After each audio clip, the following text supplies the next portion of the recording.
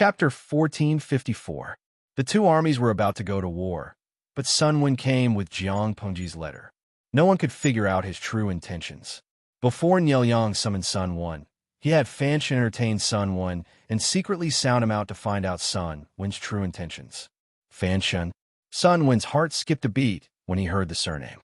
He said, "I see that you are graceful and charming. You must be from an ordinary family. May I make a bold guess that you are from the Fan family of Liang?"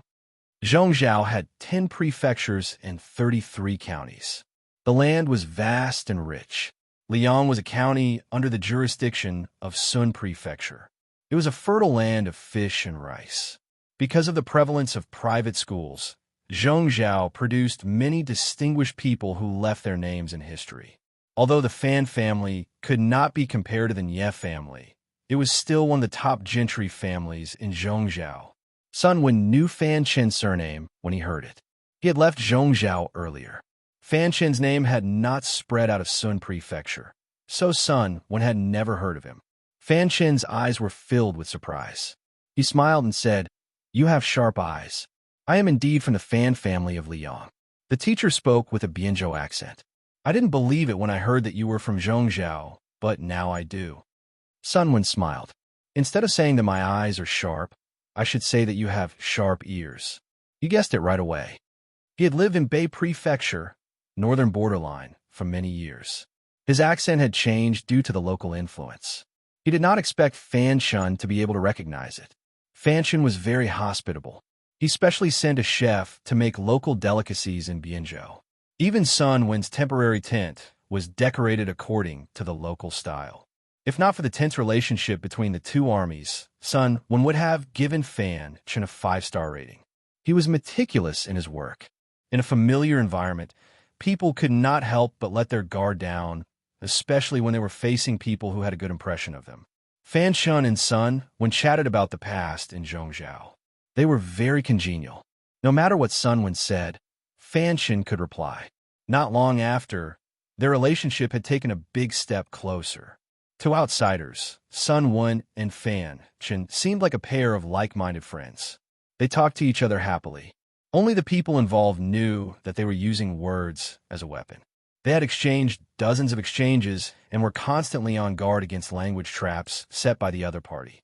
If he wasn't careful, he might be tricked by the other party. The two of them were chatting happily when a soldier's voice came from outside the tent. Niel Yang summoned Sun Wen. Sun Wen and Fan Shen modestly thanked each other and left the tent side by side. The flags outside fluttered in the wind, and the flags with the word "Ne" on them looked like burning clouds full of vigor. 3 ears represented Nie, and the Nie on the flag was written in seal script. It looked simple and unadorned. In Zhongzhou, this surname was even higher than that of the royal family. Even the illiterate commoners knew what this pattern meant. As someone from Bian province, Sun Wen naturally knew of the Nie clan. Sun Wen looked at the flag, his eyes like a bottomless abyss. He smiled and said to Fan Shen, who was next to him, "Speaking of which, this old man and the Nie clan have an indissoluble bond." Fan Shen nodded and pretended to be listening attentively. Sun Wen said, "When I was young, my talent was poor. I was always a step behind others in everything I learned. After I reached my 20s, I accomplished nothing. Only when he was middle-aged did he manage to become a lowly official. That year, I thought I had some ability and recommended myself to the Nie clan as a foreign official." Of course, Fan Shen didn't know this history, but he wasn't surprised. Since Sun Wen was from Bian province and came from a poor family, his only way out was to learn from the Nie clan and rely on them. What he felt was a pity was that Sun Wen wasn't recruited by the Nie clan. Instead, he went all the way to Dongqing and became an advisor to the enemy. Fan Shen let out a sigh of pity and subtly changed the topic. Without a doubt, Sun Wen was a talent. If he wasn't a talent, he wouldn't have been able to play the northern borderline around. This was an indisputable fact. Such a talent had recommended himself to the Nie clan as a foreign official, but the Nie clan didn't recruit him. It was a loss. Fan Shen couldn't say that Sun Wen wasn't talented enough, but he also couldn't say that the Nie clan had eyes but couldn't see and mistook pearls for fish eyes.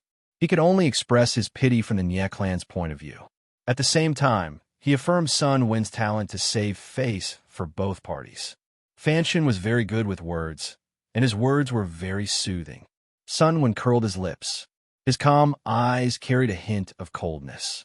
His smile didn't reach his eyes, and it gave people the illusion that he was smiling hypocritically. In reality, Sun Wen was recruited after he recommended himself to the Nye clan. However, he was old and didn't have any outstanding achievements in the first half of his life, so no one thought highly of him. After Sun Wen joined the Nye clan, he was still a lowly official with no sense of existence. He had no hope of making a name for himself. A year later, Sun Wen was discouraged. Even if he didn't go to the roll call for half a month, no one would mention him. Not long after, his only son, Sun Lai, offended a direct descendant of the Nye clan at a gathering. That person was very arrogant, ruthless, and domineering. Just because Sun Lai won first place and made him lose face, he actually sent people to break Sun Lai's legs. Not only that, he even used his connections to send Sun Lai to the border on a groundless charge. Sun Wen's family wasn't well off, but Sun Lai was also his pampered son. How could he endure such hardships? He caught a cold on the way and died early. His wife and daughter-in-law couldn't take the blow and died one after another of the 5 people in the family. 3 were suddenly lost. Only Sun Wen and his young grandson were left to depend on each other. Sun Wen was worried that the Nye clan would continue to persecute them and had no choice but to leave Zhongzhou with his grandson, Lan Lan. They begged along the way and wandered from place to place. Who would have thought that Sun Wen, who was like a stray dog a few years ago, was now treated well by the Nye clan as an emissary? His gaze fell on the marshal's flag outside the marshal's tent. His slightly dry eyes were filled with a bit of coldness. "Emissary, please." Sun Wen was deep in thought when he heard Fan Shan's words. He came back to his senses and nodded with a smile as he entered the tent. Nye Yang sat in the main seat. Even though the light in the tent wasn't very bright, Sun Wen could see that he was a man of great bearing. This person was dignified, but in Sun Wen's view, Nye Yang was more like a scholar who recited poems and talked cheerfully with others. He wasn't a butcher or overlord who fought for supremacy and ate raw meat. After a quick glance, Sun Wen withdrew his gaze and bowed, revealing his identity in a neither servile nor overbearing manner. The two of them were separated by a distance of 6 zhang. The atmosphere wasn't right, so Sun Wen couldn't carelessly approach and take a look at Nye Yang's appearance. "This lowly one is Sun Wen. I've come on the orders of my master to inquire about a matter." There were many people in the tent, but it wasn't crowded or noisy. Nye Yang's voice wasn't loud, so Sun Wen could hear him clearly. "What is it?" Nye Yang asked. Chapter 1455. After he finished speaking, Sun Wen looked up at Nye Yang as if waiting for an answer. There were more than 30 people sitting in the tent. There were scholars in formal attire and majestic generals, but it was so quiet that a pin drop could be heard clearly. Many people looked at Sun Wen from the corner of their eyes. Some were disdainful, some were contemptuous, and some even stood up to refute Sun Wen. This person was none other than Fan Shan, who was talking cheerfully with Sun Wen just now. "Zidao, how can you confuse right and wrong? According to what I know, it was clearly the Duke of Lanting who wanted to invade Zhongzhou. The magistrate of Zhongzhou, Yang Tao, had no choice but to send an envoy to seek an alliance with my lord in order to protect the people and soldiers under his rule. Why did it become my lord's fault in Zidao's words?" Without waiting for Nye Yang to speak, Fan Shan said disapprovingly, "My lord is benevolent and magnanimous." He agreed to send troops to help after hearing the sincerity of the envoy.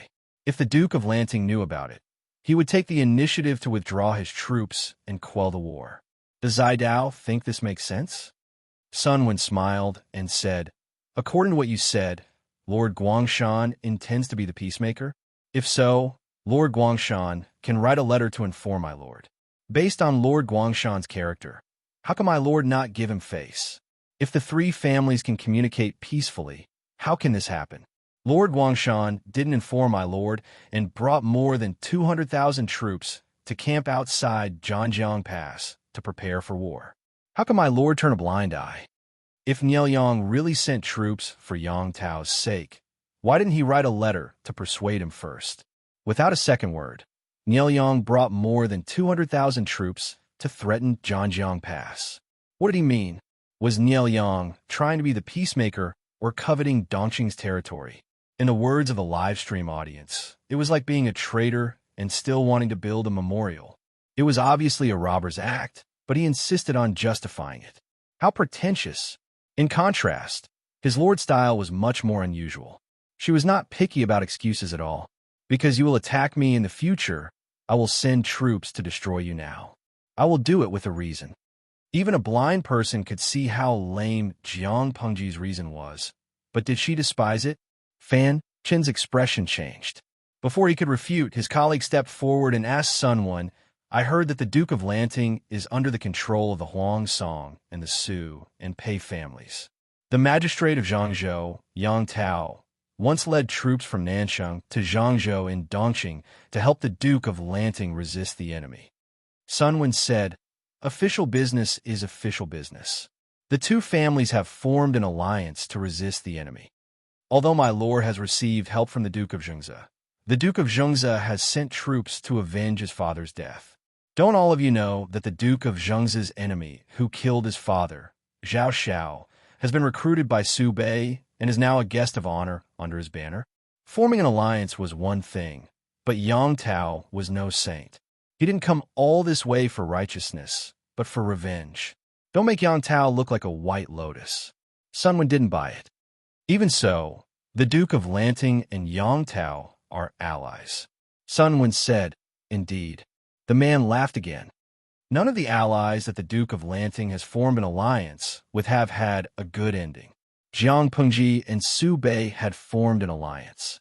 In the end, she had attacked the Barbican, and Su Bei had burned himself to death. Jiang Pengji and Huang Song had formed an alliance. The two of them had fought fiercely. Huang Song's troops had been defeated in Changya. Although he hadn't died, he had lost all interest in living. Jiang Pengji and Yang Tao had formed an alliance. They were preparing to fight, but the outcome was still unknown. She had also formed an alliance with Enchui. Once Yang Tao had knelt down, Enchui would be next.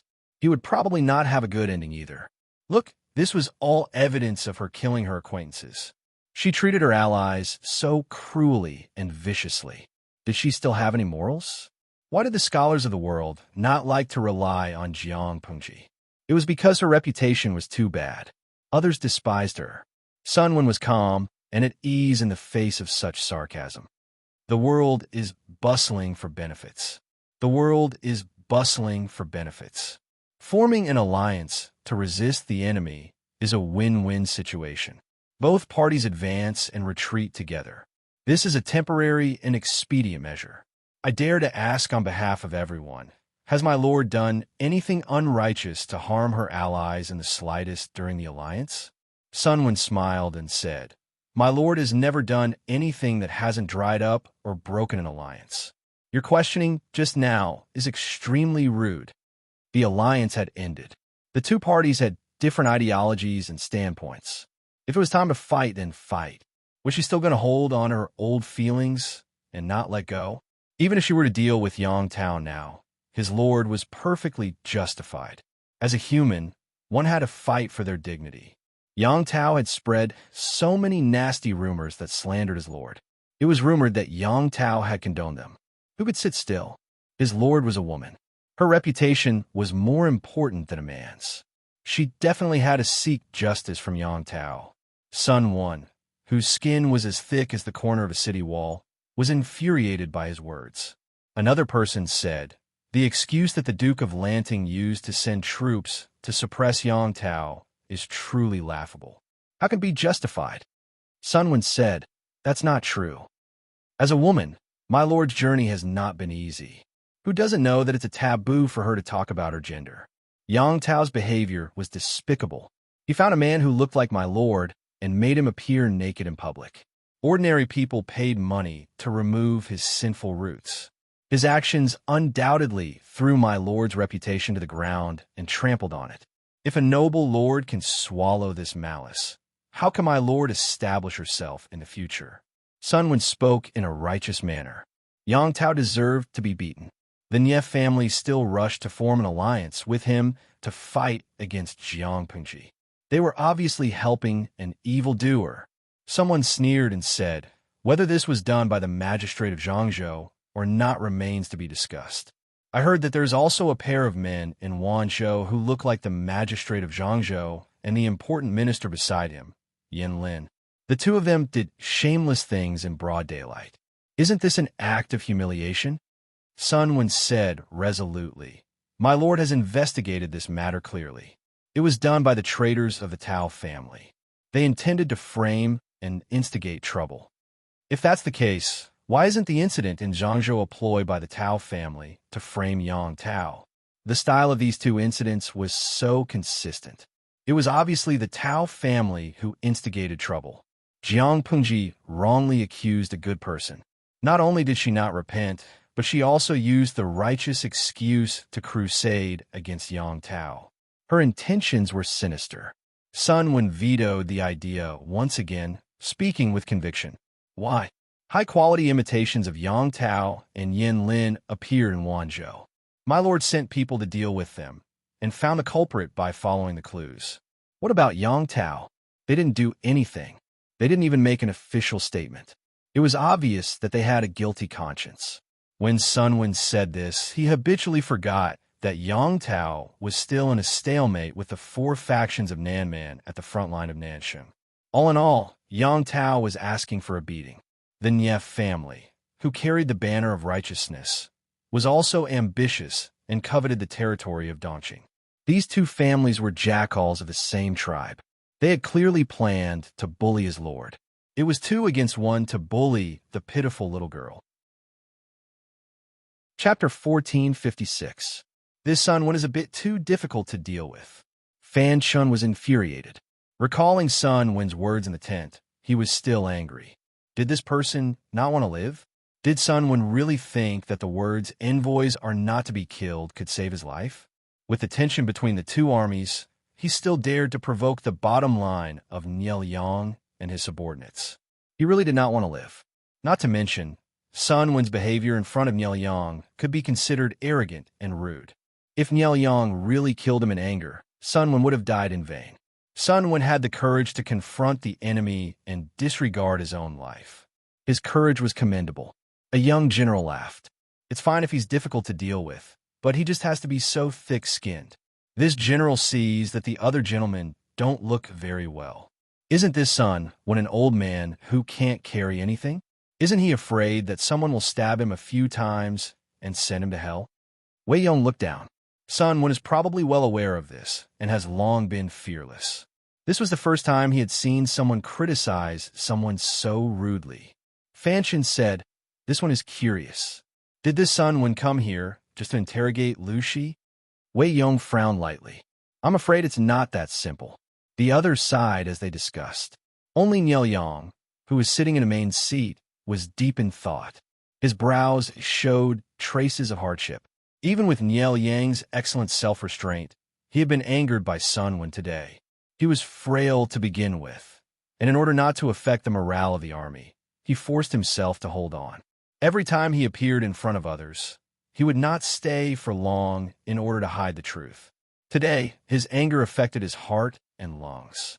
He could only berate Sun Wen and find an excuse to send him away. As long as Sun Wen was in the Nye camp, he could not easily reveal his illness. Send people to keep an eye on Sun Wen. If he makes any strange movements, get rid of him. Nielyang's thin lips parted slightly. His brows were filled with coldness, causing people to shiver for no reason. Yes. Sun Wen walked around the Nye camp's commander's tent and came out. He turned back to look at the commander's flag, snorted inwardly, and left with a flick of his sleeves. The reason why he chose to go to the Nye camp at this critical juncture was because he did not place too much importance on his own life.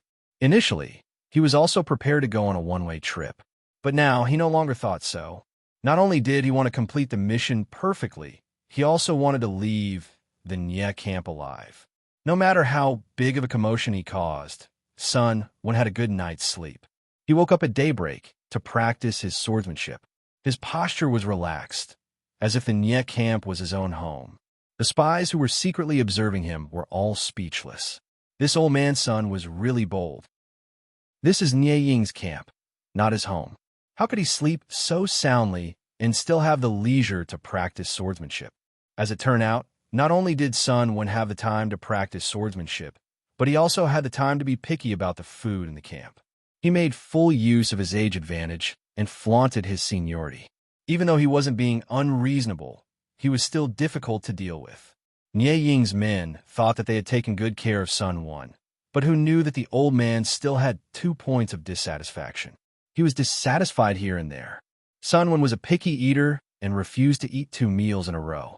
When Fan Shen heard the news, he came to ask about it. After all, Sun Wen was a guest. Lord Nielyang did not intend to kill him yet, so everyone had to treat him well. Why didn't Sun Wen want to eat? Because he didn't like to eat the wheat rice in the camp. Zhongzhao also planted wheat on a large scale. The food culture here was similar to that of Dongqing in the past. Wheat could be ground into flour and made into pastries, but it took a long time to remove the bran from the wheat, which led to the high cost of fine wheat flour. The conditions in the camp were harsh. The soldiers' rations were simple wheat rice, which was easy to make and convenient to carry and store. This also led to the food being mixed with gravel and small stones. If one accidentally bit them, their teeth would be damaged, and the eating experience would be very bad. As an envoy, Sun Wen's treatment was naturally better than that of ordinary soldiers, but it wasn't that fine. Sun Wen objected to this. The old man's teeth weren't good to begin with. If he didn't find food, how would he eat when he was completely old? Fan Shen, who heard the whole story, was speechless. Was this the reason why Sun Wen refused to eat? Helplessly, Fan Shen could only assign a chef to Sun Wen to make whatever he wanted to eat. Needless to say, the military camp's cooks didn't only know how to cook in large pots. The chef's skills weren't good, but the conditions in the camp were harsh, so Sun Wen was reluctantly satisfied. For food, Sun Wen sent people to ask about it several times. Sometimes he even asked the chef to come over. As he ate, Sun Wen asked the chef, "Is the military camp's cooks all at this level?" The chef looked embarrassed. He said, "I can only cook. I can't compare to the famous chefs in the tavern." Sun Wen laughed mockingly. "I'm an honored guest, but my food is so coarse. Isn't Lord Guangshan even more grieved?" The chef didn't know who Lord Guangshan was. He only understood after Sun Wen reminded him. After he understood, he smiled bitterly and was terrified.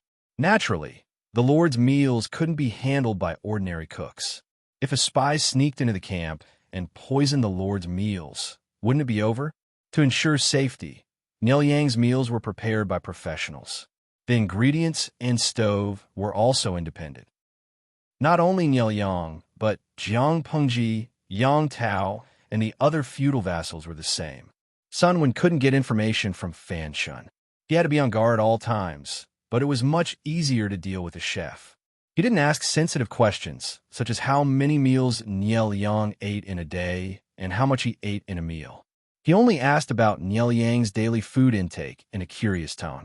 He saw that Nielyang had good teeth, so he probably hadn't eaten wheat rice mixed with gravel before. He probably wasn't used to it. The chef had been warned before, so he didn't dare to answer randomly. Instead, he chose his words carefully. Sun Wen lost interest after listening for a while. This Nielyang really isn't an ordinary cautious person. Why was Sun Wen so emotional? He asked the chef just now and got information from him. He knew that Nielyang stored his rice separately.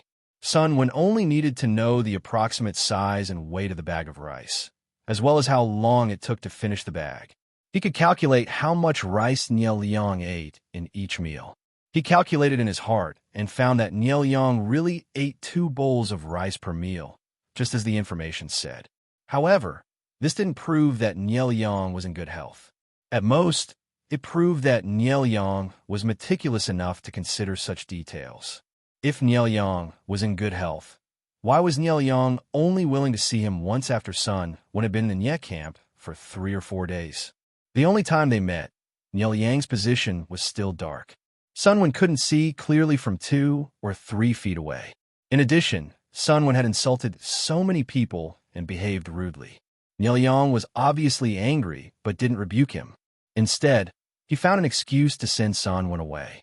From these signs, Nielyang's reaction contradicted the conclusion that he ate 2 bowls of rice per meal. Chapter 1457. Sun Wenjung was suspicious that Nielyang, who had been secretive before, suddenly wanted to see him. Fan Shun tried his best to object. Sun Wen's intentions are unclear. It doesn't matter if my lord doesn't want to see him. Why do you have to trouble yourself? Wei Yong looked at Nielyang's pale face and the dark circles under his eyes, and he had a bad premonition. Even so, rationality still overpowered the emotions that welled up in his heart. Wei Yong said to Fan Shun, avoiding him is not a solution. What if the Lord refuses to see Sun Wen and Sun Wen refuses to leave? The 2 armies are about to go to war, and the barracks are frequently mobilized. If he is careless and hears something, then there will be no end of trouble. Nielyang also showed a weak smile. Sun Wen still wants to see me. I might know what he wants to investigate. Fan Shun revealed a puzzled expression. This official is slow-witted. Please enlighten me, my lord. Nielyang said. Lucy divided her forces into 2. This was planned by her. Last year, he had rested for a year, and this year, he had been preparing for war for half a year. Logically speaking, he had considered everything that needed to be considered. It was impossible for him to make a last-minute change, which was a taboo. Not long ago, I received a secret report that the wood and stones in Dongqing were purchased in large quantities. They were transported to the front line through Liu Shi's woodworking workshop. Most of them were sent to Cangzhou. Fan Shun and Wei Dan looked at each other. Neither of them had read those secret reports. This was the first time they had heard of them. Wei Yong asked, is Lord sure that it's being sent to Cangzhou? Zhanjiang Pass was at the border of Cangzhou. If those supplies were sent to Cangzhou, wouldn't this mean that military resources would be tilted towards the front lines of Zhanjiang Pass? Fan Shun probed. Is Liu Shi afraid of us? That's why they were in such a hurry to add more military supplies? Did she send Sun Wen to confuse us? Fan Shin's explanation was logical, but after carefully studying Jiang Pengji's style of doing things, Nielyang felt that something was wrong. Nielyang said, our army has more than 200,000 soldiers, but Liu Shi also has 150,000 soldiers, and he also has the natural stronghold of Zhanjiang Pass to rely on. If they really fought, the odds of victory were 50-50. Liu Shi was fighting on 2 fronts. It was not suitable for him to use an offensive strategy as a defensive strategy. In order to conserve her forces, she had to defend on one side and attack on the other. Yang Tao was weaker, so he was easier to deal with. With Yang Tao as the breakthrough point, he gathered his troops and attacked. The army still had the strength to attack the Nanxing vassals. In the end, Liu Shi transported the military supplies to Cangzhou. Isn't that strange?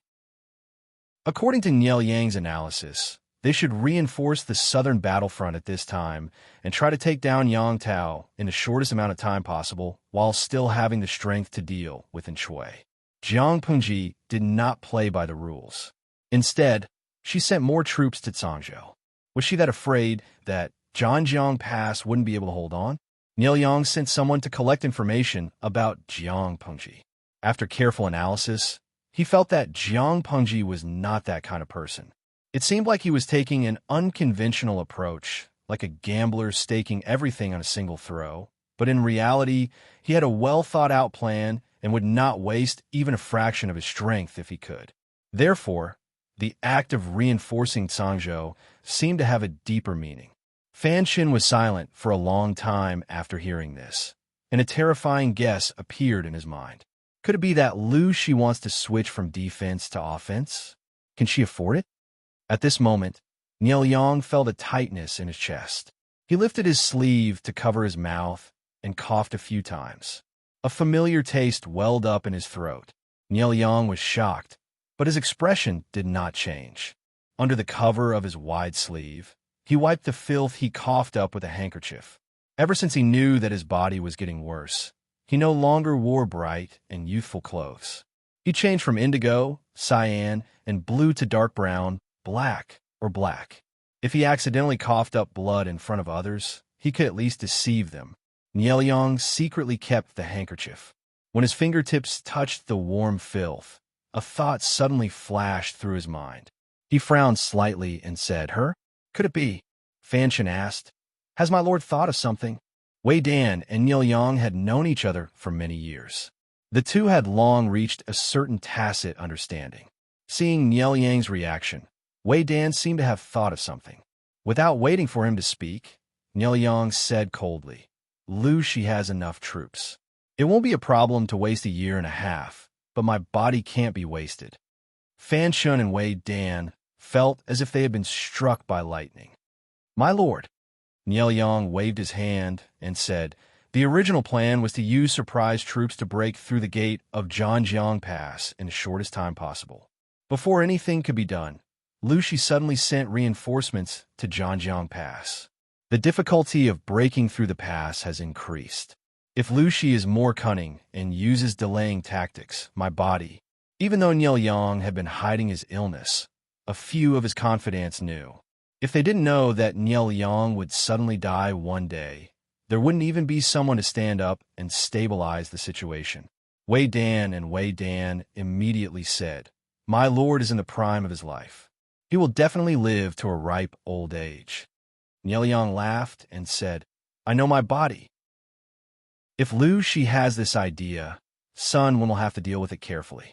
Fan Shin gritted his teeth and said, "Sun Wen is someone Lu Shi can use. It's better to kill him and end all troubles."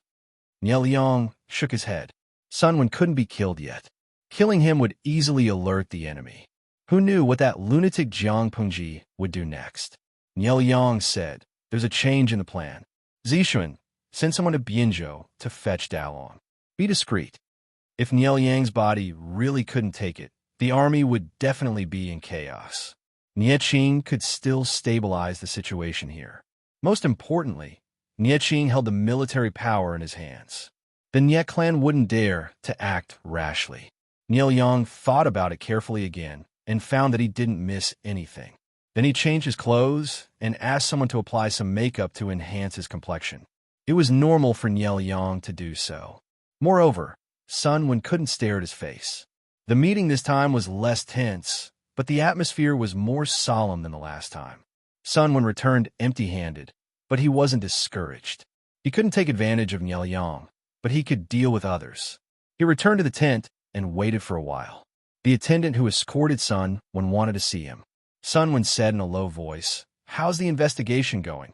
The attendant also lowered his voice. "I chatted with the soldiers in the kitchen according to your orders. I really found some clues. In ancient times, being a soldier wasn't an honor. Many soldiers were forced by life to the point where they couldn't live anymore. That's why they became soldiers and went to the battlefield. Even if the Nie clan was rich and overbearing, it was impossible to feed every soldier with military rations. Many people only ate about 50 to 60% full. After a long time, except for the elite troops, many soldiers became sallow and emaciated. The attendants weren't treated as well as Sun Wen. They were arranged near the soldiers and ate the same as ordinary soldiers. They didn't eat their fill at every meal."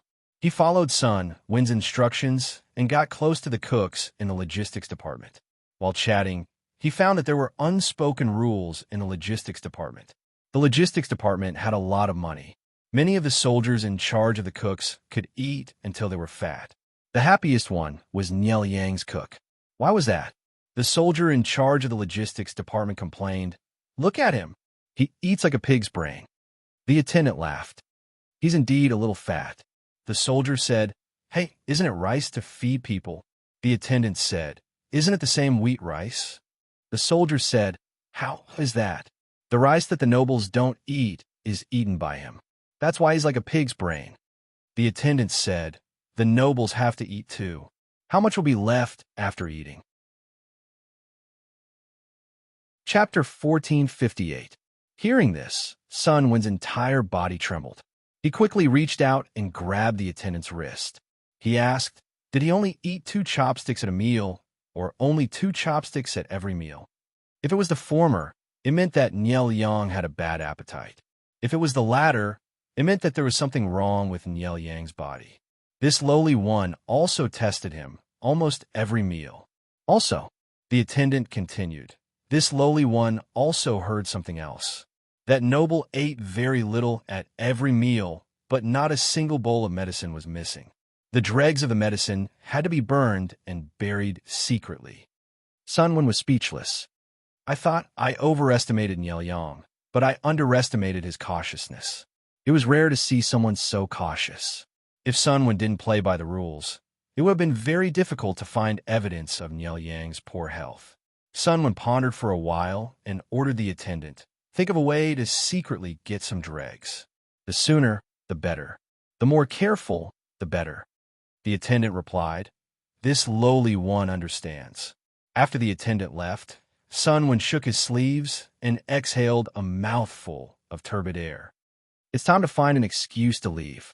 It's really hard to stay in this dragon's den. Ever since Sunwin came to the Nye camp, his life was out of his control. There was a sharp knife on his neck that could take his life at any time. He couldn't show the slightest bit of timidity or nervousness. He had to talk cheerfully to outsiders and be confident to control the situation. It was no different from saying that a day felt like a year. Sunwin thought of an excuse to leave while patiently waiting for the attendant's news. He didn't show any strange expression. The next day, Fanshin received the news that Sunwin was leaving. He raised his eyebrows slightly, not knowing what this shameless old man was up to. After asking in detail, he found out that Sunwin was really leaving. Fanshin pretended to be confused. Sir, you're the envoy representing the Duke of Lanting. You can come and go as you please. Why do you need my master's permission? Sunwin smiled on the surface, but he cursed in his heart. If he left without saying a word, Niel Yang's 400 feet long saber would fall on in the moment he ran 3 meters away. The more guilty he was, the more it proved that he had ulterior motives. Adhering to the principle of killing 1,000 wrongdoers, how could Niel Yang let Sunwin go? Sunwin said with a smile, you're wrong. Duke Guangshan is an outstanding person. If the Lord finds out that this old man has disrespected Duke Guangshan, the Lord will definitely reprimand me when we return. This old man has lived for most of his life. Even if I can't say that I'm an expert, I still know the ways of the world. How can I not understand this? He was very anxious, but on the surface, he looked very relaxed, as if he would leave as soon as Niel Yang let him go. I feel like old friends with you at first sight. I can't wait to drink with you and talk through the night. Fanshin probed again. It's a pity that I'm busy with worldly affairs and don't have a chance to get away. Why don't you stay for a few more days? Could it be that our army did not treat you well and neglected you? 2 days ago, Sunwin had treated Nying as his home, but today he said he wanted to leave. How could it not arouse suspicion? Fanshin had been ordered to probe Sunwin, but he had failed to dig out anything useful. Naturally, he wouldn't let this matter rest. Sunwin had a smile on his lips, but it didn't reach his eyes. He said to Fanshin, you and I each serve different masters, right? Fanshin nodded and said, half-truthfully, it's a pity. One day, I want to be an official in the same court as Zidao. Perhaps there will be such a day. Sunwin retorted nonchalantly. He said, since we each serve different masters, then you should be clear of this old man's position. Now that I'm still eating the fortune given by the Lord, I'm naturally doing my part. The 2 armies are about to go to war, and this old man's mission as an envoy has been completed. Duke Guangshan's attitude is clear, and it's obviously impossible for him to retreat. Why should this old man stay? Could it be that he would stay in Nying and accidentally injure him when our army attacked? Sunwin's reason was beyond Fan Chen's imagination. The latter thought that Sunwin would find a fancy excuse. Unexpectedly, the other party was so straightforward that Fanshin had nothing to say in response. Yes, both of them served different masters, and the 2 armies were about to go to war. What was the use of Sunwin staying in Yang? Fanshin restrained the stiff smile on his lips and said seriously, this one will inform the Lord of this matter as soon as possible. Sunwin cupped his hands and said, thank you, thank you. Fanshin brought the message to Niel Yang, but Niel Yang didn't release him immediately. Instead, he deliberately delayed it for a night and secretly sent people to keep an eye on Sun Quan and his men to see if they had any strange reactions. If they were in a hurry to leave but were detained, there would always be a flaw in their anxiousness. Unexpectedly, Sun Quan kept his composure and didn't reveal any flaws for the entire night. The next day, he did what he was supposed to do and was once again picky about the food in the camp. On the evening of the third day, Nilyang really didn't find anything and finally let them go. Fan Shen personally led the troops to send them off. Seeing this, Sun Wen's heart turned slightly cold, but he still looked calm and composed without any flaws. Even if you escort a gentleman for 1,000 miles, you'll have to part in the end. Farewell.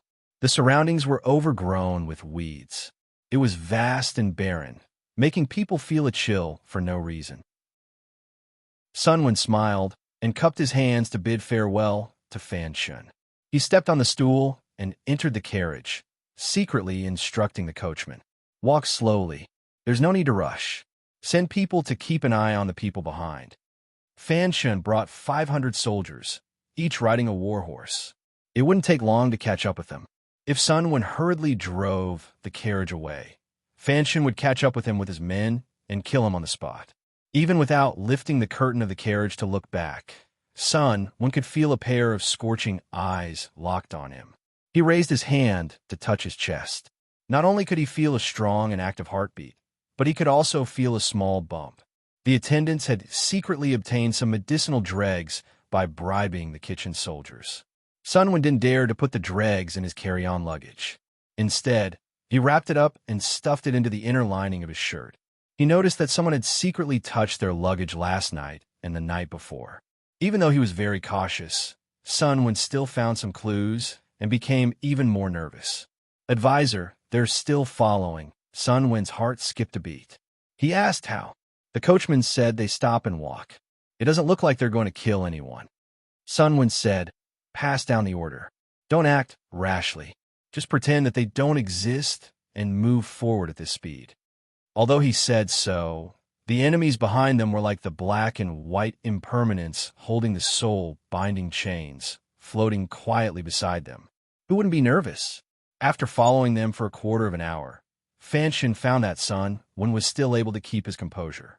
Most of his doubts disappeared. Let's go back. Fan Shen sighed. If we're fated, we'll meet again. He covered up the fact that he followed Sun Wen and planned to kill him with a cloth. He didn't want to kill Sun Wen. He just couldn't bear to part with his good friend, which was why he kept stopping and seeing him off.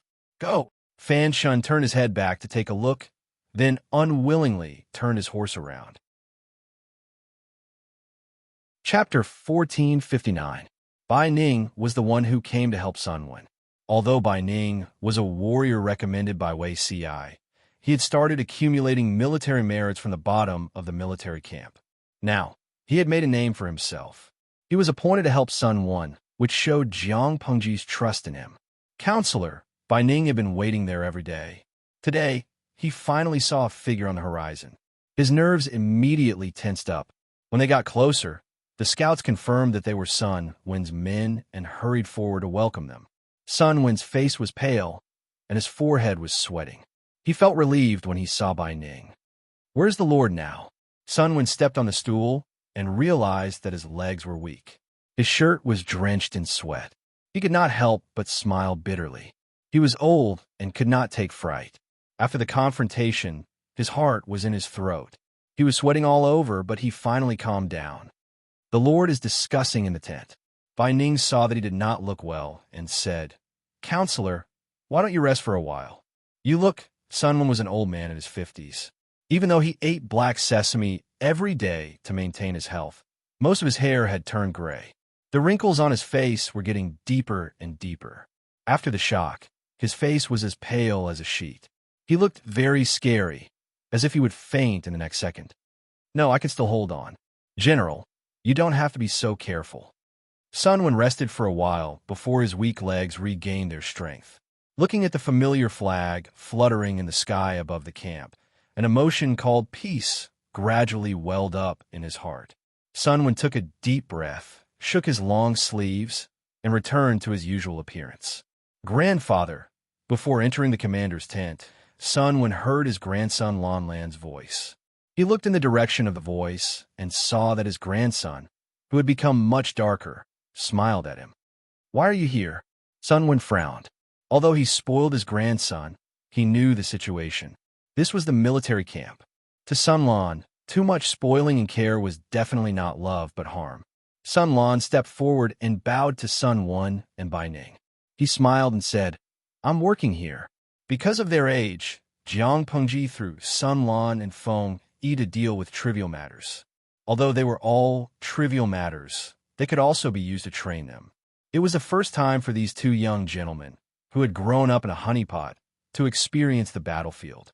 Sun Wenhu said with a straight face, "How can there be grandfathers and grandsons here? Only the subordinates of the higher-ups are left."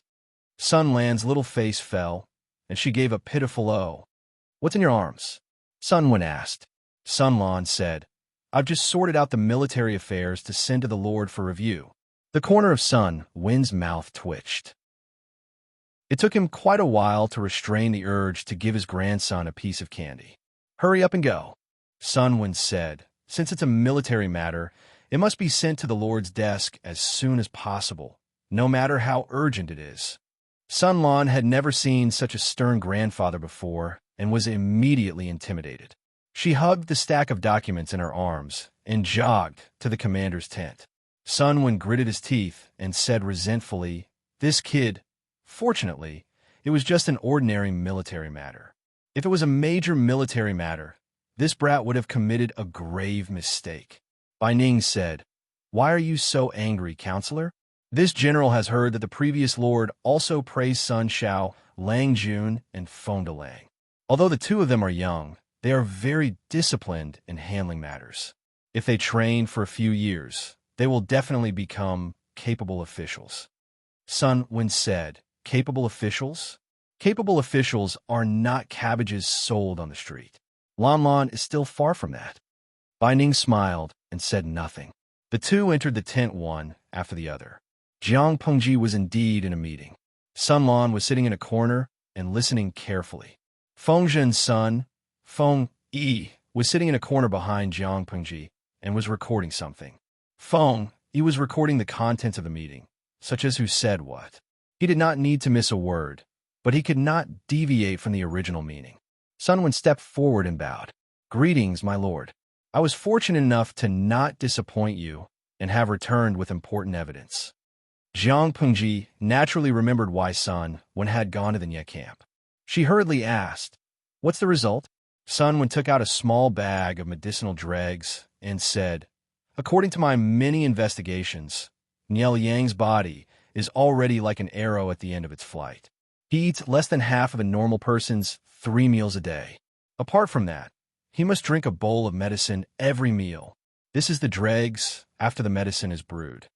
How much is half of a normal person's diet? A normal man needs to eat 1.5 to 2 caddies a day. The elites in the military camp eat even more to ensure their body's nutritional needs. According to the standards of the audience in the streaming room, this amount is enough for each meal. What they don't know is that most people in the military camp eat wheat rice to satisfy their hunger. There are very few side dishes, so the proportion of staple food is high. According to Niel Yang's eating standards, even if he is healthy, he will get sick. Among the people in the camp, only Wei Ci was proficient in pharmacology. He took the medicinal dregs from Sun Wen and sniffed them. After a while, he pinched a little and put in his mouth to try. Wei Ci had been weak and sickly since he was a child. He could not live without medicine. After he grew up, he also needed to take care of his body with traditional Chinese medicine. His tongue was extremely sensitive. He could tell which medicine was in the dregs with just a little taste. Wei Ci borrowed a pen and ink to copy the medicine in the dregs and passed it to everyone. The medicine is fierce and the dosage is extremely heavy. If it is for treatment, taking it a few times is enough. However, it is said that it is to prolong his life with strong medicine. Wei Ci said calmly, "From this, it seems that Niel Yang's health is not optimistic." Qiguan Rang did not understand pharmacology, but he knew that there were a few medicines that would not appear in the regular prescriptions because the medicine was too fierce. Qiguanrang was well aware of what it meant once the doctor prescribed these medicines. Zixiao, in your opinion, how long does Nieliang have to live? Jiang Pengji glanced at it and put the paper aside. Wei Ci said, half a year. He needs to rest and recuperate. It is not advisable to think too much and not to be overjoyed or angry otherwise. It is not advisable to think too much and not to be overjoyed or angry. Jiang Pengji curled her thin lips and said with a smile, this seems a little difficult. Wei Ci pursed his lips and did not speak. Oh Shiji, I've confirmed it with your eyes. He is not someone to be trifled with. Hiranren, sinister face. The streamer is clearly telling others that she wants Nieliang to think too much and be overjoyed or angry. Tong Meng, being angry is enough. It is impossible for him to be overjoyed. How can the streamer be so kind and let him be overjoyed? Looking at this scene, many of the salted fish faintly had the illusion of taking the side of the evildoer. Blue drawer. Every time I see the streamer smile like a villain, I suspect that she is actually a villain and does not leave the protagonist a way out. Chapter 1460. Jiang Pengji glanced at the bullet screen and found it funny. Not to mention carrying crystals. Even if she carried spring water, she could still defeat the so-called protagonist. Zidao is convinced that Nieliang will die soon. So let's discuss how to make him overthink and shocked and angry, Jiang Pengji said with a smile. Feng Yi, who was taking notes, shook his wrist. The ink on the tip of his pen dripped onto the paper, forming black spots. Do I have to record this too? Feng Yi's expression showed that he was struggling. Seeing that his uncle was used to it, he chose to record it truthfully after some hesitation. If this content was passed down to future generations, his lord's noble image would be destroyed. He might even be labeled as sinister and cunning. Feng Yi's pen flew as he carefully recorded everyone's words and expressions. The more he listened, the more puzzled he became. When a meeting came to an end, Feng Yi privately asked Qiguanrang, military counselor, there's something I'm not clear about. Before Feng Yi went with the army, Feng Jin secretly asked Qiguanrang to take care of him. He also told Feng that if there was anything he didn't understand, he could ask Qiguanrang for help. Feng Yi naturally wouldn't waste this opportunity. Qiguanrang gently waved his jade fan and opened his eyes slightly. He asked, what is it that you don't understand? Since Nieliang doesn't have much time left, why don't our army defend Zhanjiang Pass and delay for half a year? Feng Yi was puzzled. Just now, from what my lord said, it's clear that you want to gather the army and take the initiative to confront the Nie family. Won't our army suffer great losses? Qiguanrang said, your idea is correct, but you forgot to consider the internal situation of the Nie family. When Feng Yi heard this, he quickly put on a posture of listening attentively. In an instant, his eyes lit up. Qiguanrang said, after Zhongzhou was destroyed, the Nie family recruited troops at the fastest speed. They stabilized the situation while using their connections and prestige to recruit talents and families for their own use. However, not everyone was wholeheartedly convinced by the Nie clan. A considerable number of people follow the crowd. They have other thoughts in their hearts, but the Nie family is powerful and they have no choice but to rely on it. To put it bluntly, the Nie family's internal forces are messy and the people are not united. If Nieliang dies suddenly and the front line loses, the Nie family will inevitably have internal strife and fall apart. To make an analogy, the Nie family was a magnet that forcibly absorbed the metal fragments around it. Once the magnetic force was gone, wouldn't those metal fragments be free? The longer Nieliang lives, the more stable the Nie family will be. He will also have more time to pave the way for his successor. Even if he suddenly dies, his successor can stabilize the situation, which is extremely disadvantageous to our army. Qiguanrang continued, if our army defends Zhanjiang Pass to the death, the morale of the Nie army will not be affected and will remain high. Even if Nieliang suddenly dies, They will be able to survive for a while by relying on this morale. Feng Yi tried her best to listen, slowly sorting out her thoughts. What you mean is that the Nye clan is currently in a state of crisis. Once Nielyang dies, the morale of the Nye army will plummet, and the forces in the rear will also be in turmoil. The large and small forces that were originally attached to the Nye clan will become disloyal. If it can be broken into pieces, my lord will be able to lead the army to nibble away at it one by one. Qiguan Rang laughed. That's about it. Feng Yi's guess was confirmed, and a bold idea popped in her mind. My lord intends to use this opportunity to enter Zhongzhou. Not only did he want to swallow Yang Tao and beat Shui to death, but he also wanted to get a piece of the cake that was the Nye family of Zhongzhou. That will happen sooner or later. Qiguan Rang's expression was indifferent. It was impossible to tell whether he was happy or angry. He said, if the Nye clan can be broken into pieces in one fell swoop, then taking over most of Zhongzhou will be as easy as pie. My lord changed his mind at the last minute because of this idea. Feng Yi instantly understood and bowed to Qiguan Rang in thanks. Thank you for clearing up my doubts, my military advisor. Qiguan Rang showed a rare smile. He said, you are more sensible than your father. Feng Zhen acted like a big boss when asking for help. He wasn't as sensible as his son. When returned to the headquarters without any mishap. The two armies were facing each other with Zhanjiang Pass as the boundary. The atmosphere was tense. At the same time, in the territory of the Nye clan in Bian Prefecture. Ayang, let me tell you a piece of good news. Father has allowed me to go to the battlefield. Nye Qing had thought that he could only squat in the rear to handle trifling matters. He didn't expect that his father's messenger would come to pick him up. Ever since he was young, Nye Qing had always looked up to his father, Nielyang, as a role model. He hoped to gain his father's approval and praise. Unfortunately, his aptitude was poor and he couldn't reach his father's standards. This time, Nielyang had led the troops in a battle, but Nye Qing had been ordered to stay in the rear to hold the fort. He had been disappointed for a while.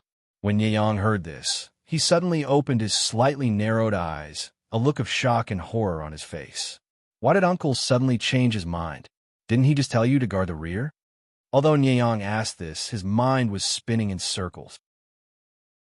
Calling Nye Qing to the front lines at this time naturally wasn't because Nye Qing was capable. It was most likely because Nielyang's health wasn't good. If anything happened to Nielyang on the battlefield, Nye Qing could stabilize the situation as the heir and take over military power. With a thought, Nielyang understood the intention of Nielyang's action.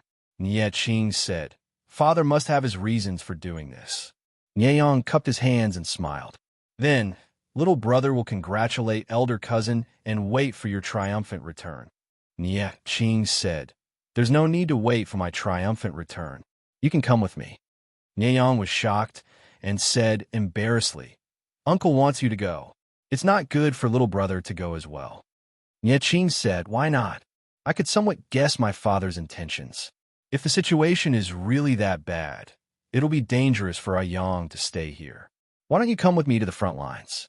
Although I can't compare to father, I can still protect you. If something happened to Nielyang, there would be a lot of internal strife in the Nye family. Nielyang was usually close to him. If he stayed on the family land, he might be mistakenly killed as his trusted aide. After thinking about it, it was safest to bring Nielyang with him. At the very least, there were more than 200,000 soldiers at the front lines. As long as he had military power, those thieves would have to think twice before making a move. Nielyang was silent for a while. He was moved. Thank you, elder cousin. At this time, the system laughed coldly.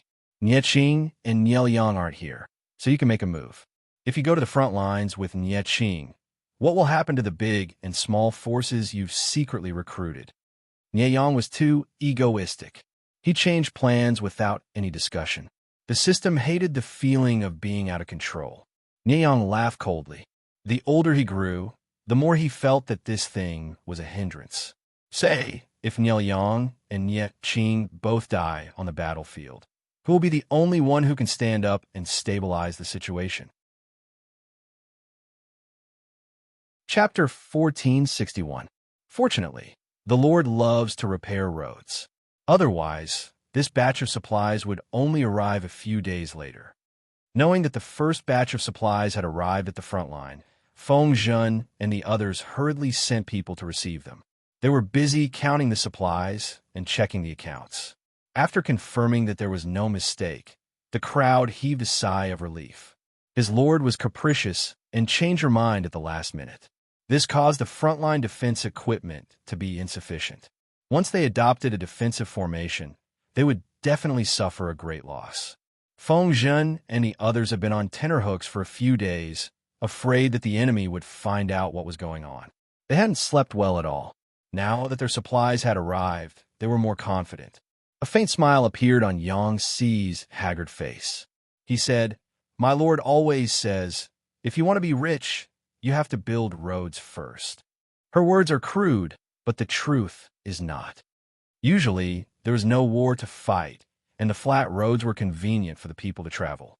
Once the war started, the rations would be able to reach the front lines faster than the soldiers. This was extremely important to the front line, which was constantly changing. After settling the matter of returning the supplies to the warehouse, Fu Wang gathered everyone to discuss countermeasures. Zhangzhou was Yang Tao's base camp. The waterways here were developed. Thus, it would be extremely difficult for outsiders, who were not familiar with the terrain, to attack. Of course, if one wasn't good at water battles, even if one was familiar with the land and waterways, one wouldn't be able to gain the upper hand. Feng Zhen said, "Our lord is also an expert in preparing for a rainy day. He poached Qi Kuang from Yang Jian long ago. Otherwise, this battle would not have been easy to fight." During the alliance meeting at Huangshui, Feng Zhen had recommended Qi Kuang to Jiang Pengji. Since she couldn't directly ask Yang Jian for Qi Kuang, she used the excuse of borrowing someone to watch the show to borrow Qi Kuang. Until now, she had no intention of returning him. Qi Kuang trained the Navy diligently for Jiang Pengji for many years. As a man of action, Qi Kuang only knew how to bury his head in training and never claimed credit. He didn't disappoint the Lord's trust in him, so he didn't have much of a presence these past few years. However, this couldn't erase Qi Kuang's contributions. His efforts over the years were also valuable. If it wasn't for him, they wouldn't have won the battle against the northern borderline so easily, let alone establishing their position as the overlord of the north. Moreover, they were in Zhangzhou, where the water was developed, so water battles were inevitable. If a group of landlubbers were to fight in the water, it would be the same as sending their heads to the enemy. What was the point of fighting? Even if they sharpened their blades just before the battle, the casualties would still be very heavy. Yang Xi smiled and said, "I don't agree with other things, but I have to admit this." Qi Kuang replied humbly. He didn't think that this could be considered his own contribution. If it wasn't for his lord's trust and support over the years, he wouldn't be where he was today. Most of Jiang Pengji's territory was in the north. There was almost no need for water battles. Training the Navy was also a waste of time and energy. The Navy was not easy to train, and the amount of effort and cost was unimaginable to outsiders. Qi Kuang knew very well that there were people who had long been dissatisfied with the Navy, thinking that the useless Navy took up too much military resources. This is the credit of the Lord and the entire army. How can I be the only one to blame for this? Qi Kuang smiled shyly. Then he changed the topic and said, "The waterways in Zhangzhou are well developed. In the past, water bandits ran amok, but Yang Jian led his men to clean them up, so they stopped for a while. After that, the world was in chaos, and the number of pirates only increased. Yang Tao's energy was mainly focused on Nansheng, so he reckoned that he would not be able to put in all his forces to deal with the water bandits in Zhangzhou. I have an idea, but I'm not sure if it's feasible." Fu Wang said, "Why don't you share it so that the military advisors can help you analyze it?" Qi Kuang said, "Although I'm from Zhangzhou and my ancestors have dealt with the water for generations, I'm not as familiar with it as the pirates. If Yang Tao can't completely subdue them, we might as well send some navy to capture some of them and find out the situation in the water from them. In some places, the water was deep and the current was rapid. In some places, The water was shallow, and it was easy to hit the rocks. Even though Qi Kuang had grown up by the water, he didn't dare to say that he knew every part of the water in Zhangzhou. He had experience in water battles. In the past, he had followed Yang Jian in hundreds of water battles, big and small, and he had a set of experience in dealing with the pirates. If he sent the navy to capture the pirates, it wouldn't take much effort. Fu Wang and the others agreed to this suggestion. They had the great universal geographical map, but the map was extremely simple. The water was also a few rough lines. If they were to really fight with Yang Tao, this kind of map wouldn't be of much use. If they could find some pirates who knew their background, they wouldn't have to worry about not being able to figure out the water route. Of course, it would be even better if he could subdue all of the water bandits. More than half a month before the war broke out, Yang Tao had been praying for Yin Lin's return. "How's the preparation going?" Yin Lin had just returned. He didn't even have time to change his clothes. He immediately went to Yang Tao to ask about the situation. Before he went to Zhongzhou, he prepared a backup, external brain for Yang Tao. It was a strategist named Qian Su. Qian Su and Yin Lin were good friends when they were young. They shared the same interests and had kept in touch all these years. Years ago, Yin Lin helped Yang Tao seize power from the fake emperor, Prince Changshu.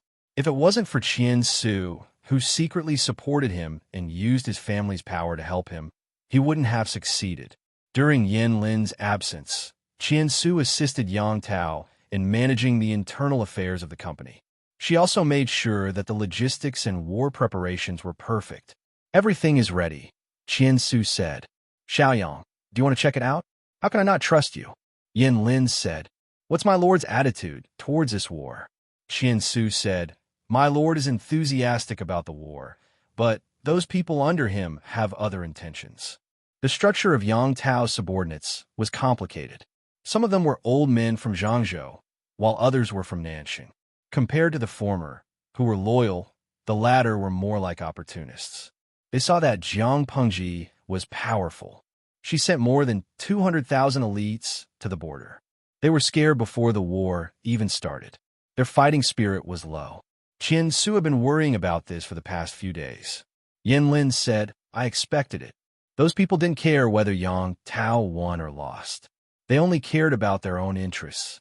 Qian Su said, "What do you think about the outcome of this war, Xiaoyang?" Yin Lin answered without hesitation, "My army is at a disadvantage, but it won't be easy for Lu Shi to win." Yang Tao's troops had suffered too many losses on the battlefield in Nanxing. His supplies and rations were almost depleted. Before he could catch his breath, Jiang Pengji had sent troops to suppress him. The situation was very disadvantageous to him. However, Yin Lin didn't think that Yang Tao would lose because of these disadvantages. Zhangzhou's terrain was special. The water ran through the whole territory.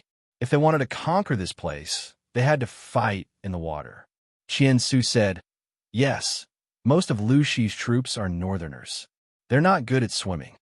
Yin Lin smiled bitterly and said, "That's not necessarily true." "What do you mean?" Yin Lin said, "I'm afraid you don't know this. During the alliance meeting at the Huang River, Lu Shi used the excuse of borrowing a centurion from the old lord. The centurion was inconspicuous, but after observing him for a long time, Yin Lin realized that he was quite talented. He could be put in an important position when the time was right. Unexpectedly, he was borrowed and hasn't been returned. Chapter 1462. The Navy can't be trained in 2 or 3 years. There are few waters in the north. The difference between a small river and a big river is huge. Qian Su was quite optimistic about this. A group of soldiers training in a small river can at most learn how to swim. How can they fight like a navy? There is a huge difference between water battles and land battles. The training ground was different, and so were the training results. Most of Jiang Pengji's territory was in the north. Although there were big rivers in the north, most of them were rapid and not wide enough to train the navy. No matter how capable Qi Kuang was, would he be able to train a qualified navy under the circumstances where he lacked facilities? Yin Lin said, "That's what I thought, but after studying the battles that Lu Shi has experienced over the years, I feel that the world has underestimated her. The most typical example is the battle at the Yi River in the North Borderline. The North Borderline was originally a vast grassland. There were also the Gobi, glaciers, swamps, and deserts. Logically speaking, it was the best place for cavalry to fight. It should have been the home ground for the North Borderline. However, the first battle between the North Borderline and Lu Shi was a water battle. Although the inside story of the water battle was complicated, it couldn't hide the humor in it. It should have been the home ground for the cavalry to charge at each other, but it turned out to be a jaw-dropping water battle. The Yi River is 5 miles wide. If we train the Navy here, it won't be as effective as training on a river, but it's not that bad. The Yi River was the largest river in the North Borderline. It originated from the far north and crossed the entire North Borderline. There were many tributaries that fed countless people in the North Borderline. Although Yin Lin hadn't seen the Yi River in its entirety, he could imagine it. It should be the best place to train the Navy. Qian Su frowned again when he heard that. If Lu Shi can even make up for this weakness, then her Navy... Qian Su couldn't come to a conclusion, but he could guess that Jiang Pengji's Navy was not a paper tiger. Not only did they have the advantage in numbers, but they also had the ability to fight. What are the chances of our army winning? He remembered correctly that Yin Lin had said that Yang Tao had a chance of winning. Navy battles are different from ordinary soldiers. Not only do they need a long period of training, but they also need to accumulate a certain amount of battle experience. When Lu Shi was fighting in the north, he had only fought on the water once or twice. The Navy was very inexperienced. The waters of Zhangzhou are complicated. They've just arrived, so they don't know anything about the water routes, weather changes, and river conditions. Yin Lin lowered his eyes and said, "We might have a chance of winning if we add in a good reason." Qian Su trusted Yin Lin, so she was more confident after hearing his words. However, if Zhangzhou is accidentally lost, Qian Su asked a very unpleasant question. Yin Lin said, "If Zhangzhou falls, Lu Shi will be able to bring his troops down the river and attack Nansheng. Do we even need to talk about the result? If they lost the battle in Zhangzhou, it would not be easy for Yang Tao to make a comeback. After all, Jiang Pengji wasn't the only enemy who coveted them. There was also the treacherous Enchui. There was Jiang Pengji, the ferocious tiger, in front of him, and Enchui, the hungry wolf, behind him. Yang Tao was a pitiful person with a sandwich heart. While everyone else was confused and worried about their future, Yang Tao ate, drank, and slept well. His daily routine was to wake up, get dressed, wash up, eat, watch the Navy's training, deal with official documents, and be busy until the moon was high in the sky. Then he would go home to eat and play with his wife and son. Yin Shuxian had a belly full of worries, but when she saw her husband doing what he was supposed to do, she suddenly felt powerless, as if she had punched cotton. What are you worried about? Your husband won't be unable to protect you and your son. Yang Tao turned sideways to face her. Between the two of them was the babbling baby. The child grew up very quickly. He was fair, plump, and good-natured. He smiled when he met people. It was Yang Tao's first time being a father, so it was naturally refreshing. Yin Shuxian said, "I'm not worried about this. As long as I'm with you, it doesn't matter whether it's the world of the living or the underworld. Don't say such inauspicious things. The child has weak yang energy. Be careful not to provoke unclean things." Yang Tao made a few childish sounds and said, "But your husband has strong yang energy. Why don't he come closer? Don't worry about evil things. They can't come close to you and your son." Yin Shuxian was speechless. Yang Tao played with the baby for a while, then let out a long sigh and said, "Although you and Xiaoyang didn't say it, your husband knows very well. If we hadn't joined the Nanxing Alliance to fight against the 4 factions of Nanman, we wouldn't have to be afraid of Lu Shi. Now that our strength has been greatly damaged, it's hard to predict our chances of winning." He knew very well, but he was the lord and the backbone of everyone. He couldn't be afraid of a battle. In today's world, one couldn't withdraw just because one didn't want to fight. Yang Tao not only had to be responsible for himself and the people under his rule, but he also had to be responsible for those who had followed him loyally. They didn't want to admit defeat, so Yang Tao couldn't have such thoughts. Yin Shuxian was stunned. and her expression was complicated. "What do you think, my husband?" Yang Tao said. "What else can I think? Let's fight. Whether we win or lose, it doesn't matter. Whether we win or lose, we just have to give it our all." He was a generous person, and he didn't have a strong obsession with winning or losing. If it wasn't for Yin Lin's support, he wouldn't have gotten to where he was today. In the past, my dream was to be a knight-errant who would help the weak and punish evil. Yang Tao said calmly, "After my father passed away, I had no one to rely on. That's when I realized how childish I was. Fortunately, I wasn't alone. I had Xiaoyang to support me. After I got rid of the fake emperor and avenged my father, I had an idea. I can let anyone down, but Xiaoyang can't be disappointed." As long as Yin Lin still wanted to work hard, Yang Tao wouldn't give in even if he had to sacrifice his life. Yin Shuxian said, "My husband and big brother's friendship is enviable. In any case, we grew up together in open crotch pants. He risked his life for me. How can I let him down?" Yang Tao smiled. "Now that I have the two of you, your husband will try his best to arrange a way out for the two of you." Yin Shuxian sighed softly and didn't say anything. She hugged the child in her arms tightly and leaned against his chest. She wanted to be optimistic, but she couldn't help but think too much about the current situation. Even though Yang Tao said he would protect her and the child, she didn't think life would be interesting without him. For a loving couple, it took a lot of courage to live after losing the other half. The next day, Yang Tao woke up on time when the sky was just starting to brighten. He got up carefully and touched the baby's diaper. He found that the baby had wet the bed. He hurriedly asked the maid to bring him clean water and a towel. The baby had a bad temper. He would cry whenever he felt uncomfortable. The nanny couldn't calm him down no matter how hard she tried. Only his mother would comfort him. In order to let his wife sleep a little longer, Yang Tao could only sleep lightly. He woke up at night and peed the baby. As a father, I guess that's how I feel. He hoped that he could find a stable place for the child to grow up. Chapter 1463. The waters of Zhangzhou were crisscrossed, and water bandits ran amok all around. The local people suffered greatly. When Yang Jian was still around, all the water bandits' strongholds in Zhangzhou had been raided by him. Every time, he would take the lead and beat the water bandits until they cried for their parents. Who knew how many people he had helped escape from the bandits' persecution? Because of this, Yang Jian's reputation in Zhangzhou was extremely high. After he was killed by Zhao Xiao, thousands of people mourned for him. Yang Tao was able to firmly occupy Zhangzhou, remove the fake emperor, and lead a group of loyal officials to Nanxing. His father, Yang Jian, played a huge role.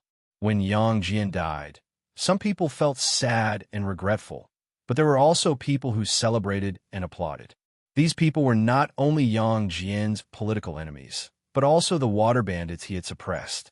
The water bandits near the Zhangzhou watershed were not simple bandits. Some were forced to become bandits, but most were hereditary. Their ancestors were water bandits who kidnapped women to be their wives and forced them to give birth to children.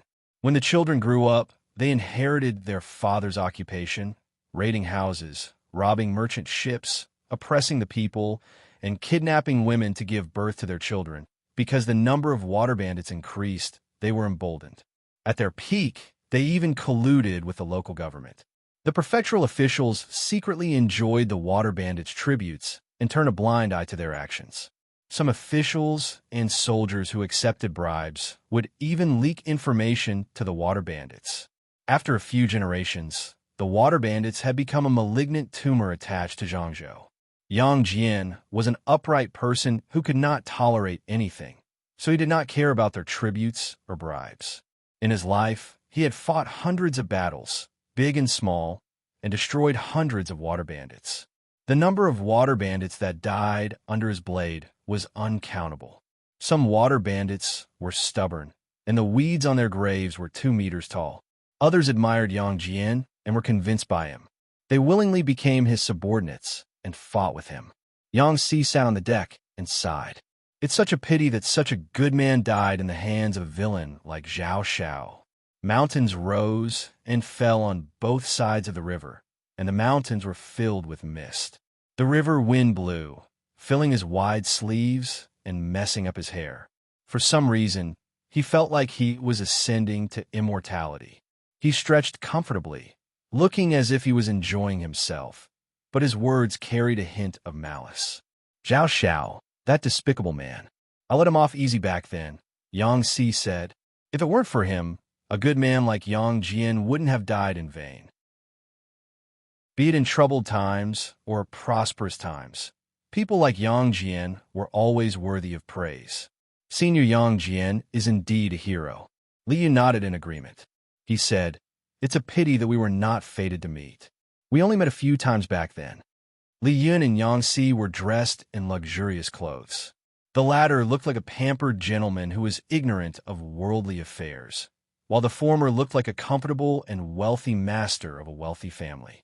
The reason they were acting like this was naturally to act as bait for the nearby water bandits to rob them. It was just that the pirates in the nearby waters were elusive and did not make any movements. Since they were bored, they pestered Qi Kuang to tell them about the famous people in Zhangzhou to kill time. Qi Kuang's favorite idol was his former boss, Yang Jian. He looked at Yang Jian with a 1-meter-thick filter. He started from the story of the other party's youth and talked nonstop for 2 hours. Because of this, Yang Si and Li Yun sighed with emotion. To lure the water bandits into the trap, Li Yun and the rest disguised themselves as a team of businessmen. Afraid that the water bandits would not be well informed or would not take the bait, they even spread the news that they would bring 100,000 dawn of rations to Zhangzhou to be sold at a high price, earning a windfall from war. Some of the water bandits who talked about righteous bandits and thieves have their own principles hated these kinds of businessmen the most. They would rob them every time they came, and it was easy for them to take the bait. At first, Li Yun was confused. He did not know the deeper meaning behind Qi Kuang's arrangement. Will they really take the bait? 100,000 dawn of rations is 100,000 dawn of rations. Why is there a need to emphasize shipping to Zhangzhou to be sold at a high price? Yang Si clicked his tongue and sneered. Han Mei, we don't understand. Even if they are water bandits, they are still human. Who doesn't care about their reputation? There is no profit to be made from robbing ordinary people, and they will even be scolded. There is no burden when robbing unscrupulous businessmen. Instead, they will feel that they are heroes who got rid of evil for the people. Those righteous bandits love to target merchants who are rich but have a bad reputation. They will earn a good reputation. When he said this, Li Yun understood. However, bandits are bandits. No matter what the person who was robbed did, it is a crime for bandits to rob things that do not belong to them. Would a group of bandits think that they are getting rid of evil for the people? Li Yun's brows furrowed so tightly that they could squash mosquitoes. No matter how many excuses they have, it is just a cover. Yang Si laughed heartily. Han Mei is right to think that way, but ordinary people are easy to deceive. Qi Kuang echoed, the military advisor is right. There are indeed many self-proclaimed righteous bandits in the Zhangzhou River Basin. They specialize in robbing rich merchants and boast that they are robbing the rich to help the poor. They protect the local fishermen from being harmed by other bandits, so the fishermen who receive their kindness regard them as heroes. What's more, some fishermen take the initiative to inform the water bandits or erect longevity tablets in their homes to worship them. Li Yun shook his head.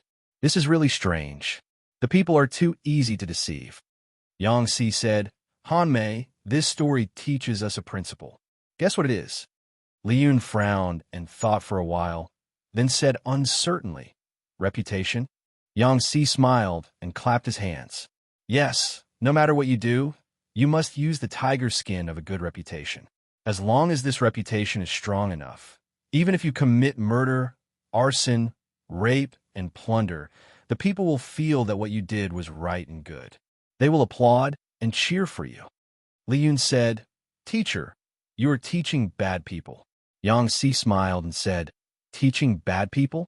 Is it my turn to teach this? Turn your head and look at our Lord. This is what an expert should be like. When had his Lord not done the same thing when she did something bad?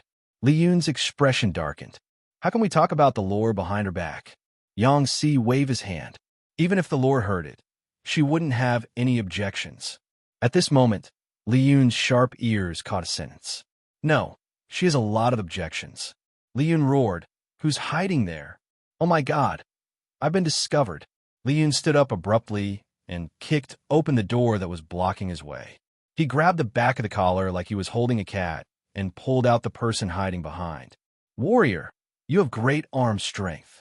It was obvious that he had been caught red-handed, but not only did the person not feel guilty, he even applauded Li Yun.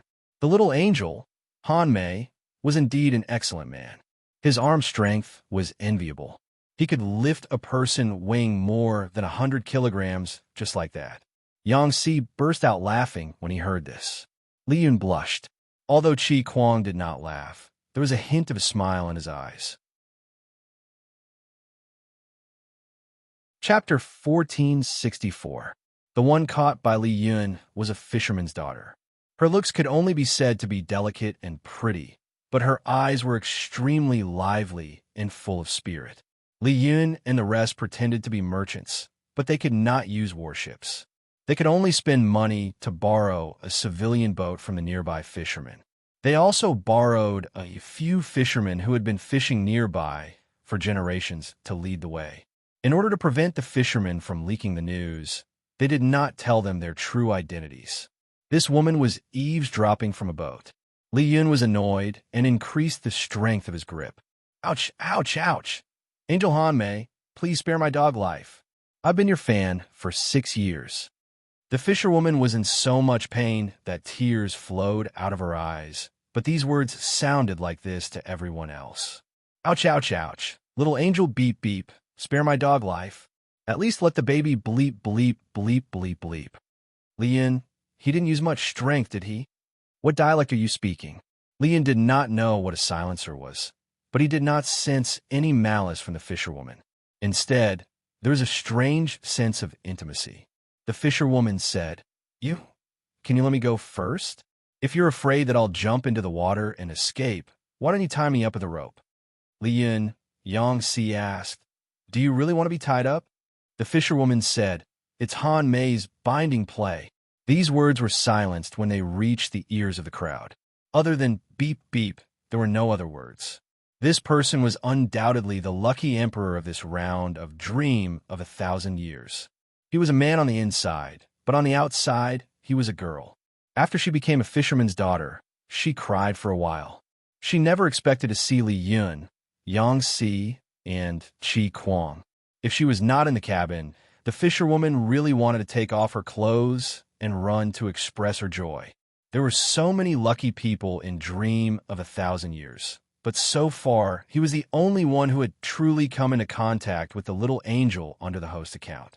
The living little angel Han Mei, the living little foodie Rong Rong, the living Qi Kuang didn't really understand, but it was still a pleasant surprise. Because she was lucky, Jiang Pengji clearly heard Yang Si and the others ridiculing her. That was why the fisherwoman muttered, No, she has an opinion, because he saw Jiang Pengji's bullet screen. There were only 4 words. Yang Si, he. Looking at these 4 words, the fisherwoman felt the host's mocking face appear in her mind. Translated, this sentence would go something like this. Yang Si, you single dogs still want to get rid of your single status? I'll deal with you when we get back. Even though the fisherwoman posed no threat, Li Yun still used his gaze to ask Yang Si how he should deal with her. Should he kill her or lock her up? The fisherwoman was so happy that she did not notice the exchange between the two of them. Jiang Pengji, on the other hand, understood and signaled the fisherwoman to save herself.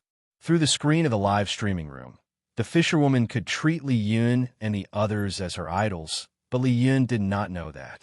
He would only treat the fisherwoman as a threat and kill her. When she realized this, the fisherwoman shuddered. Li Yun released his shackles. He half knelt on the ground and hugged Li Yun's calf, wailing, Don't kill me, I'm innocent. Warrior, you might not believe me when I say this, but I'm actually a mountain ghost that has become a spirit in the nearby mountains. I've mischievously possessed this body. If you kill me, I won't die, but this pitiful little girl will die. Li Yun wanted to call for people to tie up the fisherwoman and lock her up, but he did not expect to hear these words. Mountain ghost, Li Yun held onto his sword with one hand and guarded against the fisherwoman who was hugging his leg. If he had the slightest intention of harming someone, Li Yun could cut him into two in an instant. Yes. The fisherwoman rolled her eyes and immediately said, I'm a mountain ghost that has become a spirit in the mountains. I know many things. Yangtze knew at a glance that she was lying. He frowned slightly. The fisherwoman cried miserably, tears and snot flowing down her face. Her hands that were hugging Li Yun were trembling in fear. She said tearfully, I know many things about building ships. Warrior, do you want to have a go? I'm really not a spy, nor am I anything else. I'm just a mountain ghost.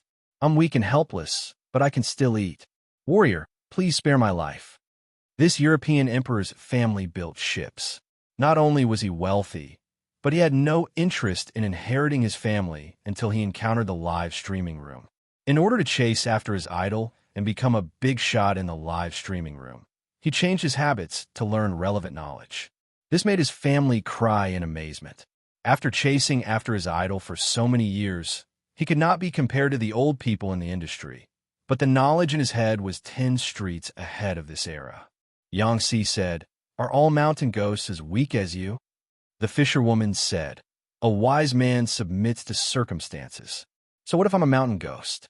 Even mountain ghosts are afraid of people. As she spoke, the fisherwoman hugged Li Yun's leg tightly again.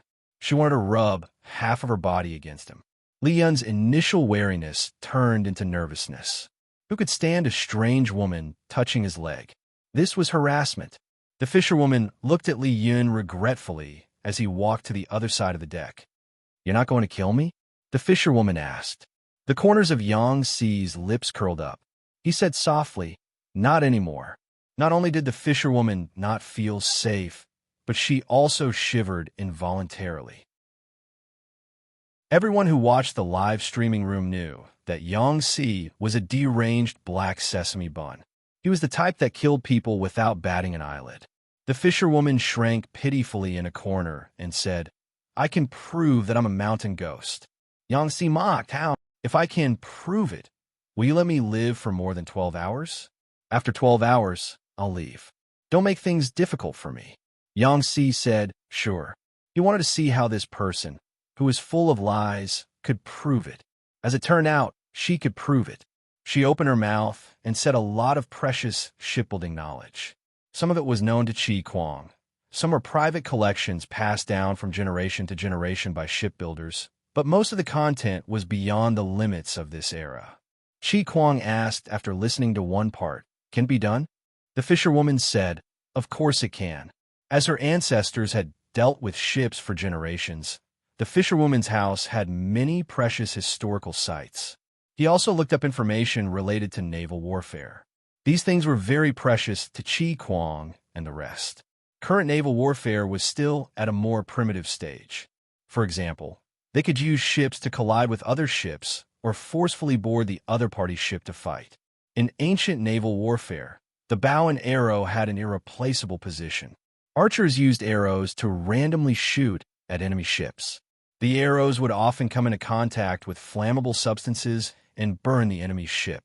The advance and retreat of the entire army depended on the boatmen. Because the transmission of information was delayed, the response of the warship was often slower. In the absence of firearms, the quality of the warship directly determined the outcome of naval warfare. A sturdy and huge warship could completely crash and smash the enemy's small, broken boat into pieces. The warship on Jiangpingji's side was not considered bad, but it was not much better. If the warship was used to collide with the enemy's warship, it would be scrapped after a few hits. However, the fisherwoman's suggestion gave Qi Kuang a different train of thought. Even if it was just a verbal suggestion, Qi Kuang knew that if the fisherwoman's suggestion came to fruition, his army would have a great advantage in the battle on the water, and they would be able to reduce many casualties. Yangtze stood up and bowed to the fisherwoman. The fisherwoman was so scared that her legs turned to jelly. QEQ. Chapter 1465. You, what are you doing? Don't scare me. I'm very timid. I usually scream when I see a cockroach. The fisherwoman was confused by Yang Xi's action, but she knew how difficult Yang Xi was to deal with. She dared not offend him. Seeing the fisherwoman's reaction, the salted fishes wished they could climb into the screen and accept Yang Xi's bow for her. They had been following the live stream for so many years, but when had they ever seen Yang Xi like this? Hin Sheng Zao. Don't be stunned, give me some reaction. Little Rong Rong is thanking you. Ziju Yu We. This is a once-in-a-thousand-years opportunity. Show me your mountain ghost character. Don't be a coward. Yin Huang Huatsua. Little Rong Rong thinks you're an otherworldly master. Take the opportunity to show off. Big brother, you won't get another chance like this. The group of salted fishes were anxious in front of the screen, but more were envious and jealous. King Lingson. I'm willing to use more than 100 caddies of authentic streaky pour from 6 of my roommates in exchange for a dream of 1,000 years. Don't be unsatisfied. I'll make a wish too. I'm willing to use the keyboard that Tang Chi used to copy and paste in exchange for a dream of 1,000 years. The salted fishes cheered happily while the fisherwoman clenched her fists nervously, not knowing how to react. I've offended you just now. Please forgive me, little lady. Yang Xi said, this kindness is no different from the kindness of Huang Shigong in teaching me. Little lady. Even though she knew that little lady was a term for unmarried women in this era, the fisherwoman still blushed disappointingly. No, you don't have to apologize. I'm already very happy that you didn't kill me. The fisherwoman paused after saying that. She seemed to have thought of something as her eyes evaded. Then if you really want to thank me, can you help me fulfill 2 small wishes? The fisherwoman used her thumb and forefinger to make a short gesture, indicating that his wish was really not that great. Yang Xi was not surprised. He said, as long as it's within my capabilities and does not violate filial piety and benevolence, I will naturally do my best to help you fulfill your wishes. The fisherwoman said, can you let him call me little lady? He pointed at Li Yun. Even though he was a man, it did not stop him from liking the little angel Han Mei. He was a veteran fan of Li Yun's father's fan club. When Li Yun got married, he even generously threw money at him. Yang Xi. What kind of wish was that? Li Yun was also confused. Was there a special title for little lady? Since it was just a greeting, Li Yun naturally wouldn't reject it. When he said the 3 words, little lady, with a slight accent, the fisherwoman felt that her heart was blessed by Cupid and Yu Lao at the same time. He wanted to climb the wall and jump ship from his father's fan club to his girlfriend's group. There was a video recording in the streaming room. When he returned, he wanted to cut off the little lady that Yang Xi and Li Yun were talking about and use it as his ringtone. Ahem. The second wish, the fisherwoman rubbed her hands nervously. Her flushed cheeks made Yang Xi slightly suspicious. My second wish, can I have your autographs? Yang Xi raised his eyebrows and asked in confusion, autograph? It's rare for me to come here, so I want to take something from my idol as a souvenir. The fisherwoman said pitifully, the mountain is very boring, and I can't stay in the human world for long. Do you know how rare it is for me to possess a body? Autograph as a souvenir. Yang Xi was a little hesitant. He didn't know what she wanted to do with his autograph. If it was really a wild mountain spirit, Yang Xi felt that it was somewhat unreliable based on the supernatural novels that he had read. On second thought, it wasn't hard to get their handwritten words. Yang Xi had the habit of practicing calligraphy on a daily basis, so he didn't know how many useless manuscripts he had written. If this mountain spirit really had evil intentions, there were plenty of channels. There was no need to use such precious information as bait. In the blink of an eye, countless thoughts flew through his mind. After some consideration, Yang Xi smiled and agreed. Although it was a personal autograph, Yang Xi didn't write his name. Instead, he wrote a congratulatory message. He pretended to ask casually, "What's your name?" The fisherwoman subconsciously said her real name, but the system didn't allow it. After muting it, it turned into the ID of the streaming room. My name is Eating with Feet Buckled. Yang Xi's hand paused, almost ruining the entire piece of paper. The fisherwoman also received the system's explanation. She suddenly had the urge to cry, but no tears came out. Damn it, of all the IDs, why did it have to be called eating with feet buckled? Great, how embarrassing. Lian's gaze also changed. He said in surprise, why is there such a strange name like eating with feet buckled? It was fine if it was strange, but the key was that it was very wretched. Imagine herself sitting in front of the dining table, eating with chopsticks in her right hand and picking at her feet with her left. Her face instantly turned green. The fisherwoman wanted to cry, but no tears came out to cover up her lie. Mountain spirits are different from humans. Where we come from, we have names like being in love is better than being gay and naughty, naughty, naughty son. After all, it's a mountain spirit. Different customs and people are different. You have to understand. Yangtze looked at the mountain spirit with a honeyed and probing gaze. Even so, the fisherwoman still succeeded in getting the trio's autographs. Among the three of them, Yangtze's handwriting was the best. The fisherwoman couldn't tell what was so good about it. She only felt that the saying, handwriting is like the person, did not apply to Yangtze. Li Yun's handwriting was different from his temperament. Every stroke was free and unrestrained, while Qi Kuang was plain and ordinary. I want to frame them and pass them on to my future generations. Her only regret was that she couldn't get the others' autographs. It would have been great if he had transmigrated during the New Year's banquet. Most of the streamer's staff would have gathered, and she could have completed the entire illustrated handbook achievement in one go. Just as the fisherwoman finished speaking, the boats in front suddenly raised their guard. Yangtze's expression turned cold, and he said, "They're here." The fisherwoman didn't know when they had arrived. After a while, she saw a dense group of unfamiliar boats approaching from the end of the river.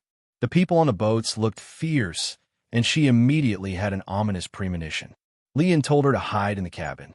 The water bandits were unreasonable existences. It wouldn't be good to accidentally injure him.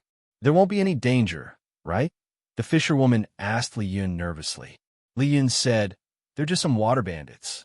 Because of Yangtze's arrangements, the water bandits knew that this was a big deal. Almost all the young and strong men of the water bandits were mobilized.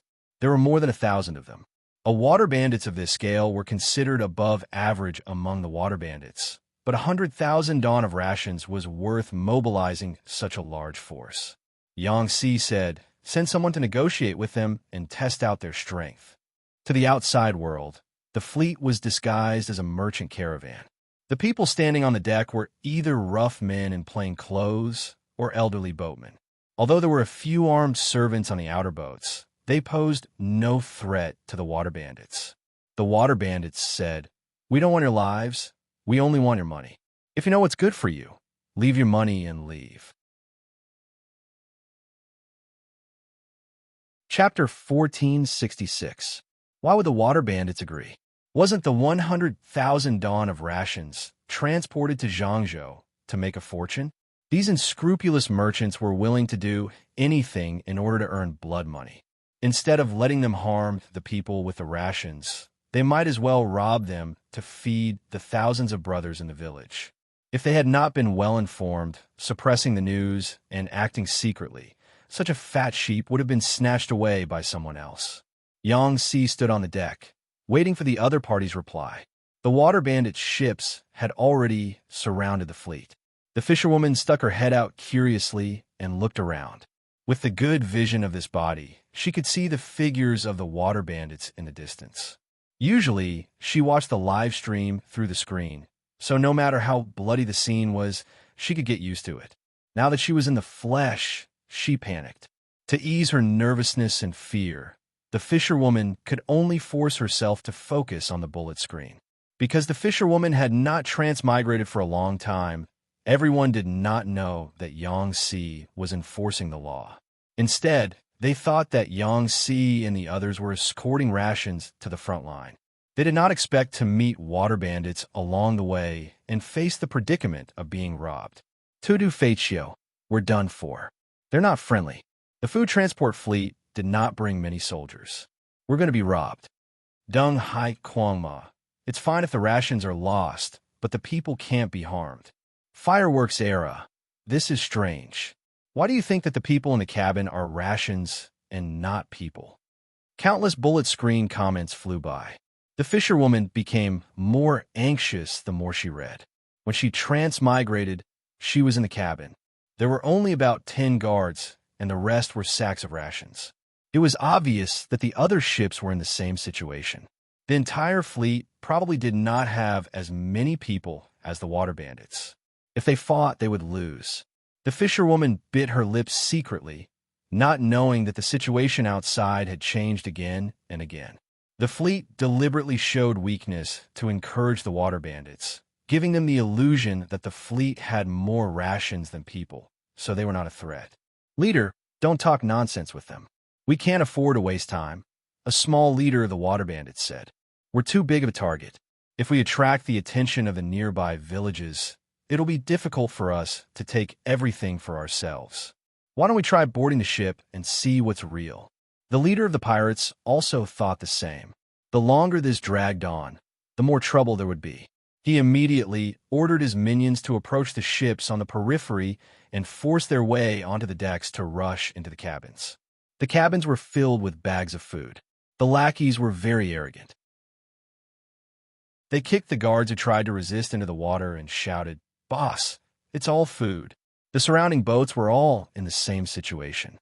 The leader of the pirates immediately gave the order. Seeing this, the corners of Yangtze's lips curled up into a cold smile. The fisherwoman accidentally saw it, and she shuddered involuntarily. From the beginning to the end, Yangtze did not show any signs of panic or confusion. He should have known that he had a card up his sleeve. They're coming. The fisherwoman saw the ferocious water bandits board the deck, and her heart beat like thunder. Her hands and feet became ice cold, and her face was completely drained of blood. Lian stood at the side and said in a deep voice, "Don't panic. Just watch." The fisherwoman could not help but widen her eyes as she saw a scene that she would never forget for the rest of her life. The water bandits discovered that the ships on the periphery were all loaded with food. In a moment of excitement, their wariness was greatly reduced, and they did not discover the hidden danger.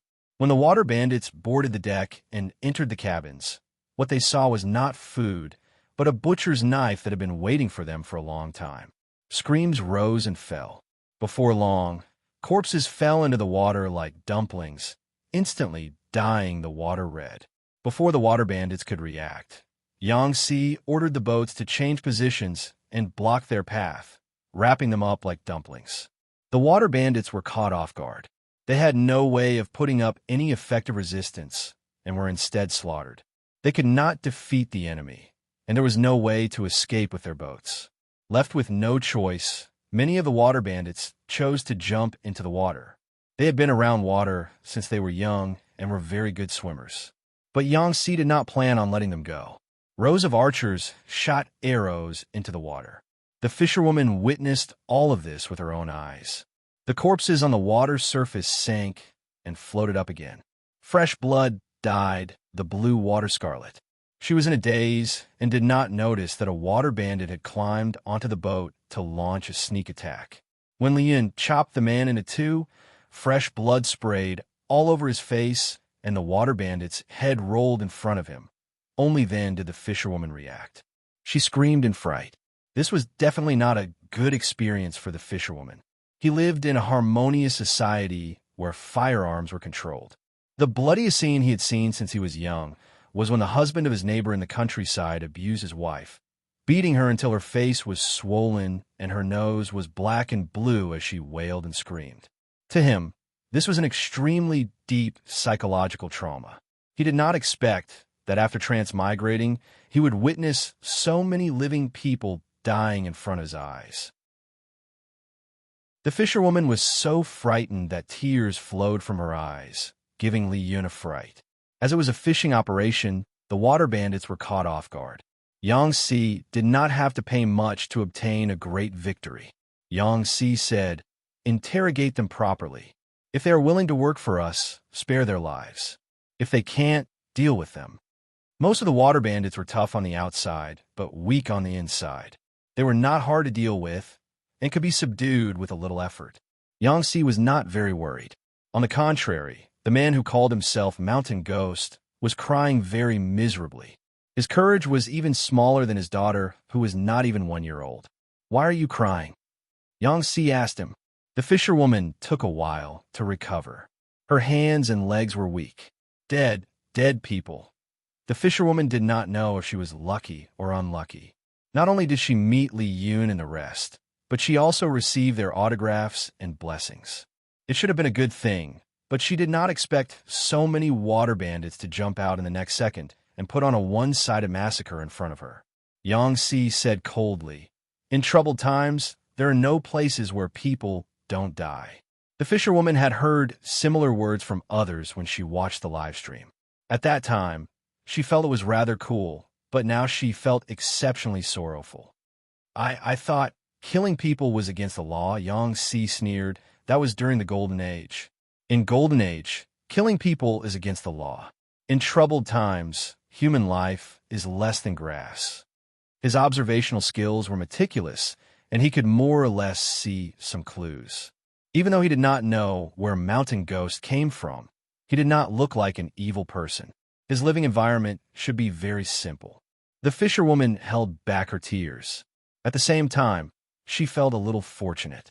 Fortunate that she had only transmigrated for 12 hours. Fortunate that there was no war in the era she lived in. For some unknown reason, he seized the time to tell Chi Kuang and the rest what he felt would be useful.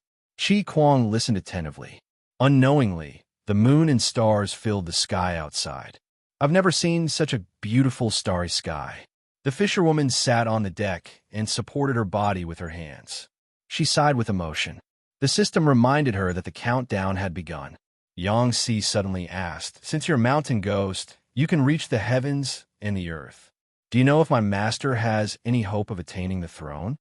The fisherwoman was lamenting the short time. When she heard this, she subconsciously retorted, "Besides her, who else could it be?" Chapter 1467.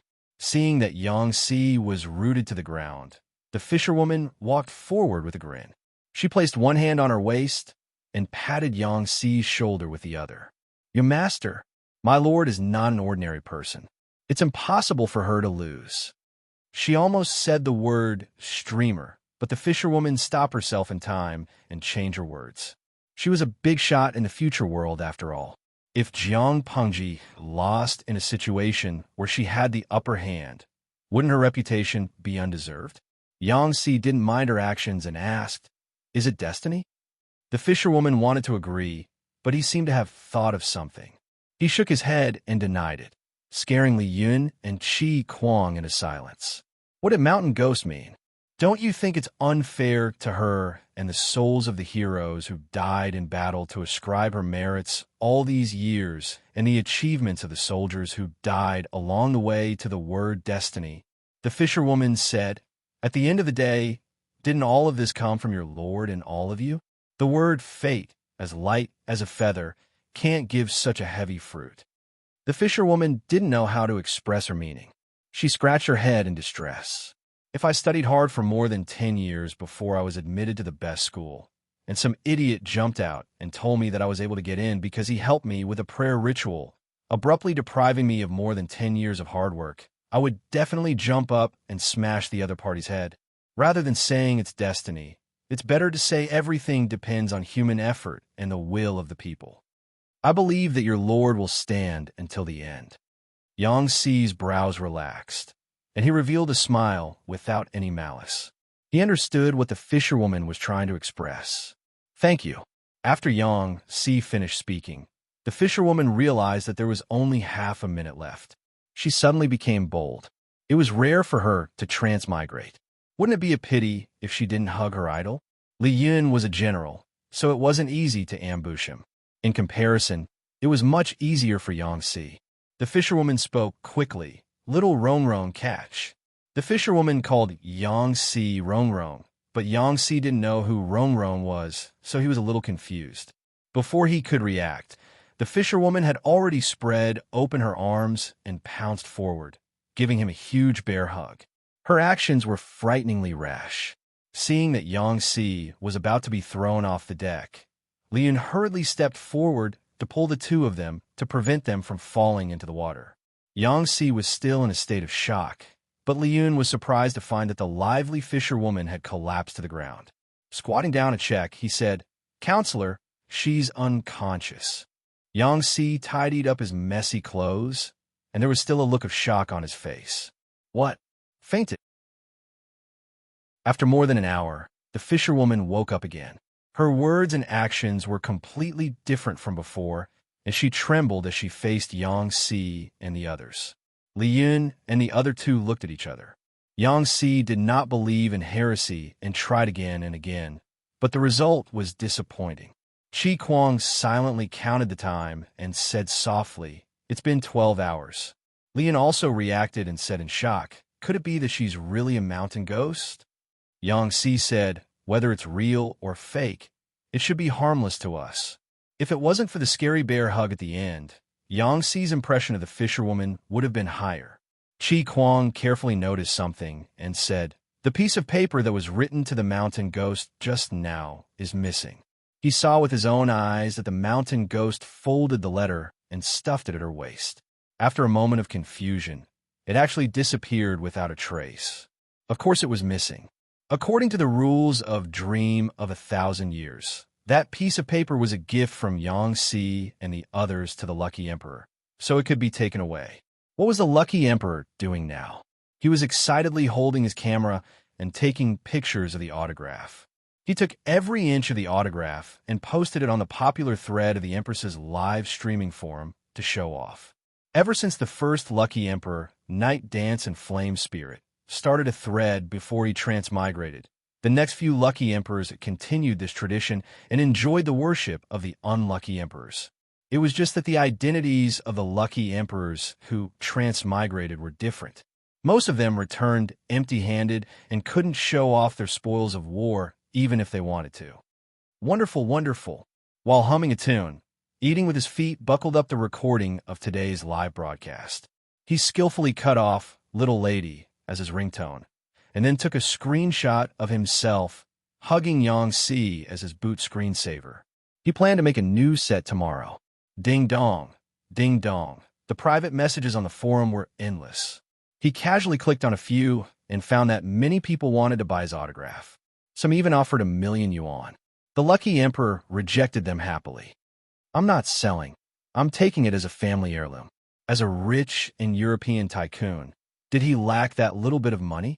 Because this round of Dream of 1,000 Years had ended, Jiang Pengji naturally couldn't continue to monitor Yang Si's situation. Whether it was her or the Lucky Emperor himself, neither of them had expected Yang Si to suddenly cause such a major incident. What big event was it? Naturally, it was to completely nail the ID eating rice with feet buckled into the history books and publicize the execution.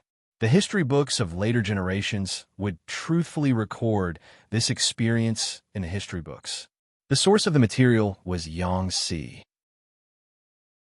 On a certain day in a certain year, the wind was gentle and the sky was clear. Taizu dispatched troops to fight with Marquis Zhongyong in Zhangzhou. Marquis Wujing, Yang Si, devised a plan to capture the water bandits. The mountain ghost descended and taught him the divine art of shipbuilding. It was called eating rice with feet buckled. Before he left, he even said, "Taizu, it's your destiny." The most indecent name in this period of history was the name Mountain Ghost.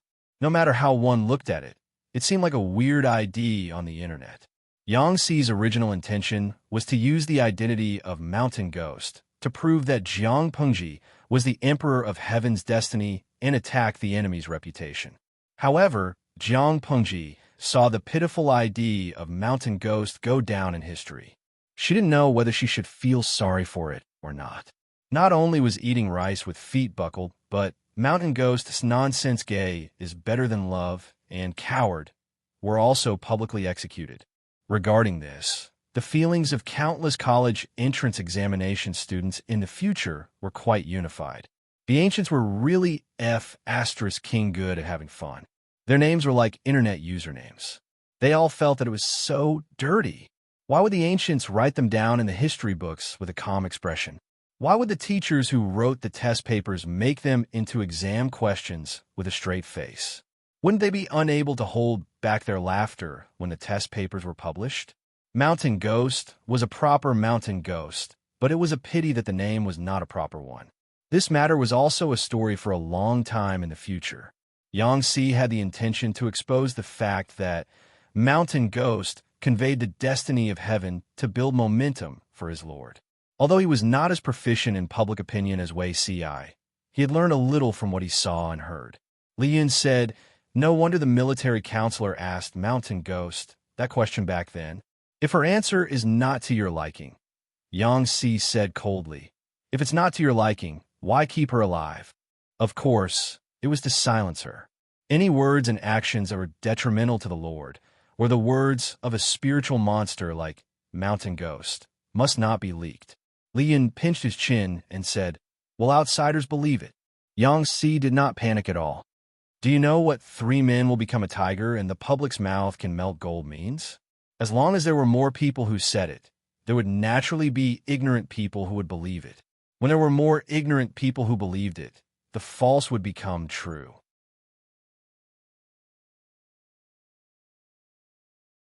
Chapter 1468. The pirates weren't as tight-lipped as expected. Instead, they were much more relaxed. They confessed after a few rounds of torture. Li Yun asked, "What do you plan to do? Take down the pirates one by one?" Yangtze replied, "What else? Yang Tao's troops don't care about this area at all. We can take the opportunity to catch more pirates. First, we can familiarize ourselves with water battles.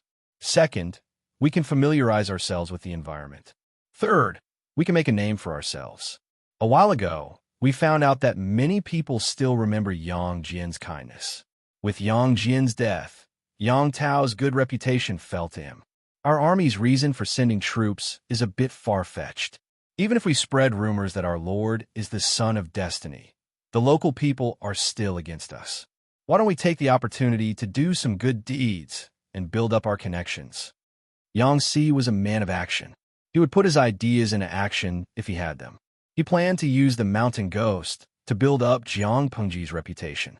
Naturally, he wouldn't drag things out. Instead, he chose to carry it out swiftly and decisively. Yangtze had people make up a nursery rhyme about the Mountain Ghost and let the street urchins and beggars spread it. In less than 3 days, the news had reached Yang Tao and the others. The ignorant people believed it, but Yang Tao and the others could tell that it was intentional. A psychological attack. Yin Lin laughed mockingly as he tossed the book aside. He didn't believe in the Son of Destiny at all. Since ancient times, how many emperors had pretended to be immortals to make themselves look good? Strange signs at birth and strange dreams of the mother were nothing more than lies used by the common people to deceive the ignorant. If he was really the Son of Heaven, why were there so many people who lived less than 100 years old? What live as long as the heavens and live 10,000 years? They were just bullsh***. Jiang Pengji agreed with Yin Lin's idea. In ancient times, this would be a myth. In the future, it would be a marketing and a shameless brainwashing marketing at that. Qian Su laughed. With such momentum, if Lu Shi loses, it will be interesting. Yin Lin looked down and sneered. He said, "Lu Shi's subordinates are just like their lord. They are proud and strong-willed. They probably realized that our lord's reputation in Zhangzhou is unshakable. They are afraid that the people will interfere at a critical moment. That's why they came up with this plan. They didn't know that this plan had also pushed their lord into the teeth of the storm. The will of the heavens? As long as Jiang Pengji was not the one who sat on the throne in the end, she would become the joke of the ages. There are pros and cons to this. If she succeeds, she will have a mysterious halo around her. The ignorant people in the world do not have the courage to fight against the immortals. If he failed, it would just be another joke in the annals of history." Qian Su asked, "Is Lu Shi declaring her ambition to the world?" Yin Lin said, "Even if she doesn't say it, who in the world doesn't know of her ambition?" Qian Su smiled and said, "There's still a difference between what everyone knows and what she admits herself." Yin Lin and the others didn't pay much attention to the fact that the Mountain Ghost had taught them how to build ships. Shipbuilding was a secret skill that could not be taught to outsiders. All the famous craftsmen in the south had been recruited by Yang Tao. Those who weren't taken and were mostly raised by others. How high could the standard of Jiang Pengji's warships be? No matter how powerful he was, could he be more powerful than them? The waters south of Zhangzhou were more developed.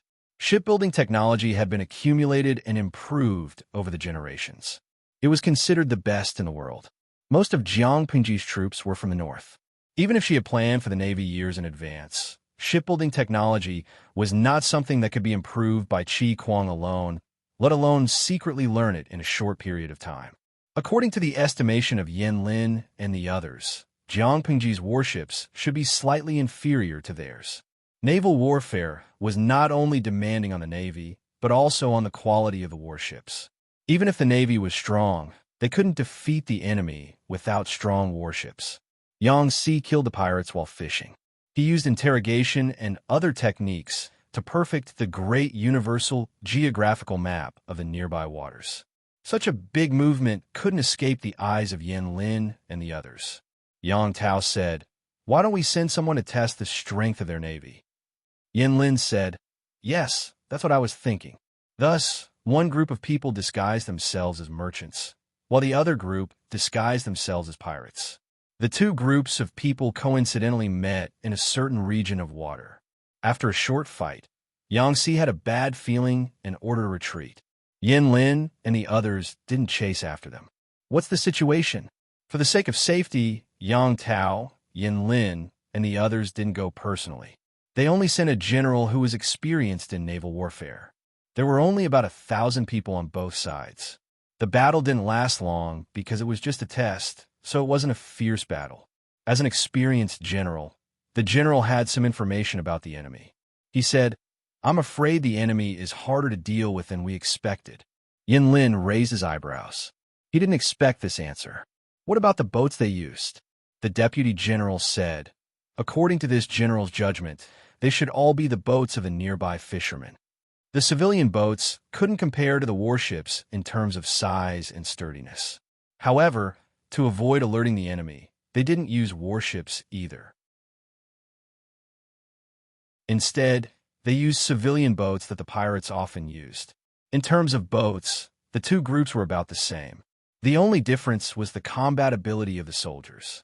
Yan Lin asked the general about their combat ability, and the general answered truthfully. In short, if he hadn't known that the enemy was a northerner, he wouldn't have been able to tell the difference between them and the Navy from the south. They were good swimmers and coordinated well. They didn't panic at all. This was clearly a well-trained elite of the Navy. If the general hadn't retreated in time, he would have been caught by the enemy and exposed. Even so, he felt that the enemy had realized what was going on. Yang Si guessed it. The pirates they encountered this time were very cooperative. They were a regular army, not a motley crew. Yang Tao frowned and looked at Yan Lin, questioning him with his eyes. Yan Lin said, "My lord, please give the order to send more people to investigate. We must find out how strong they are." No one knew if the navy of 1,000 people was the same as Jiang Pengji's elite navy or the average navy.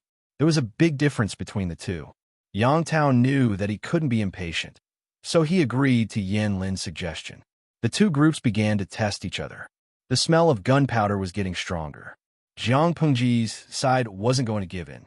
"Since we're sure that Nielyang doesn't have many days to live, let's add fuel to the fire and send him on his way."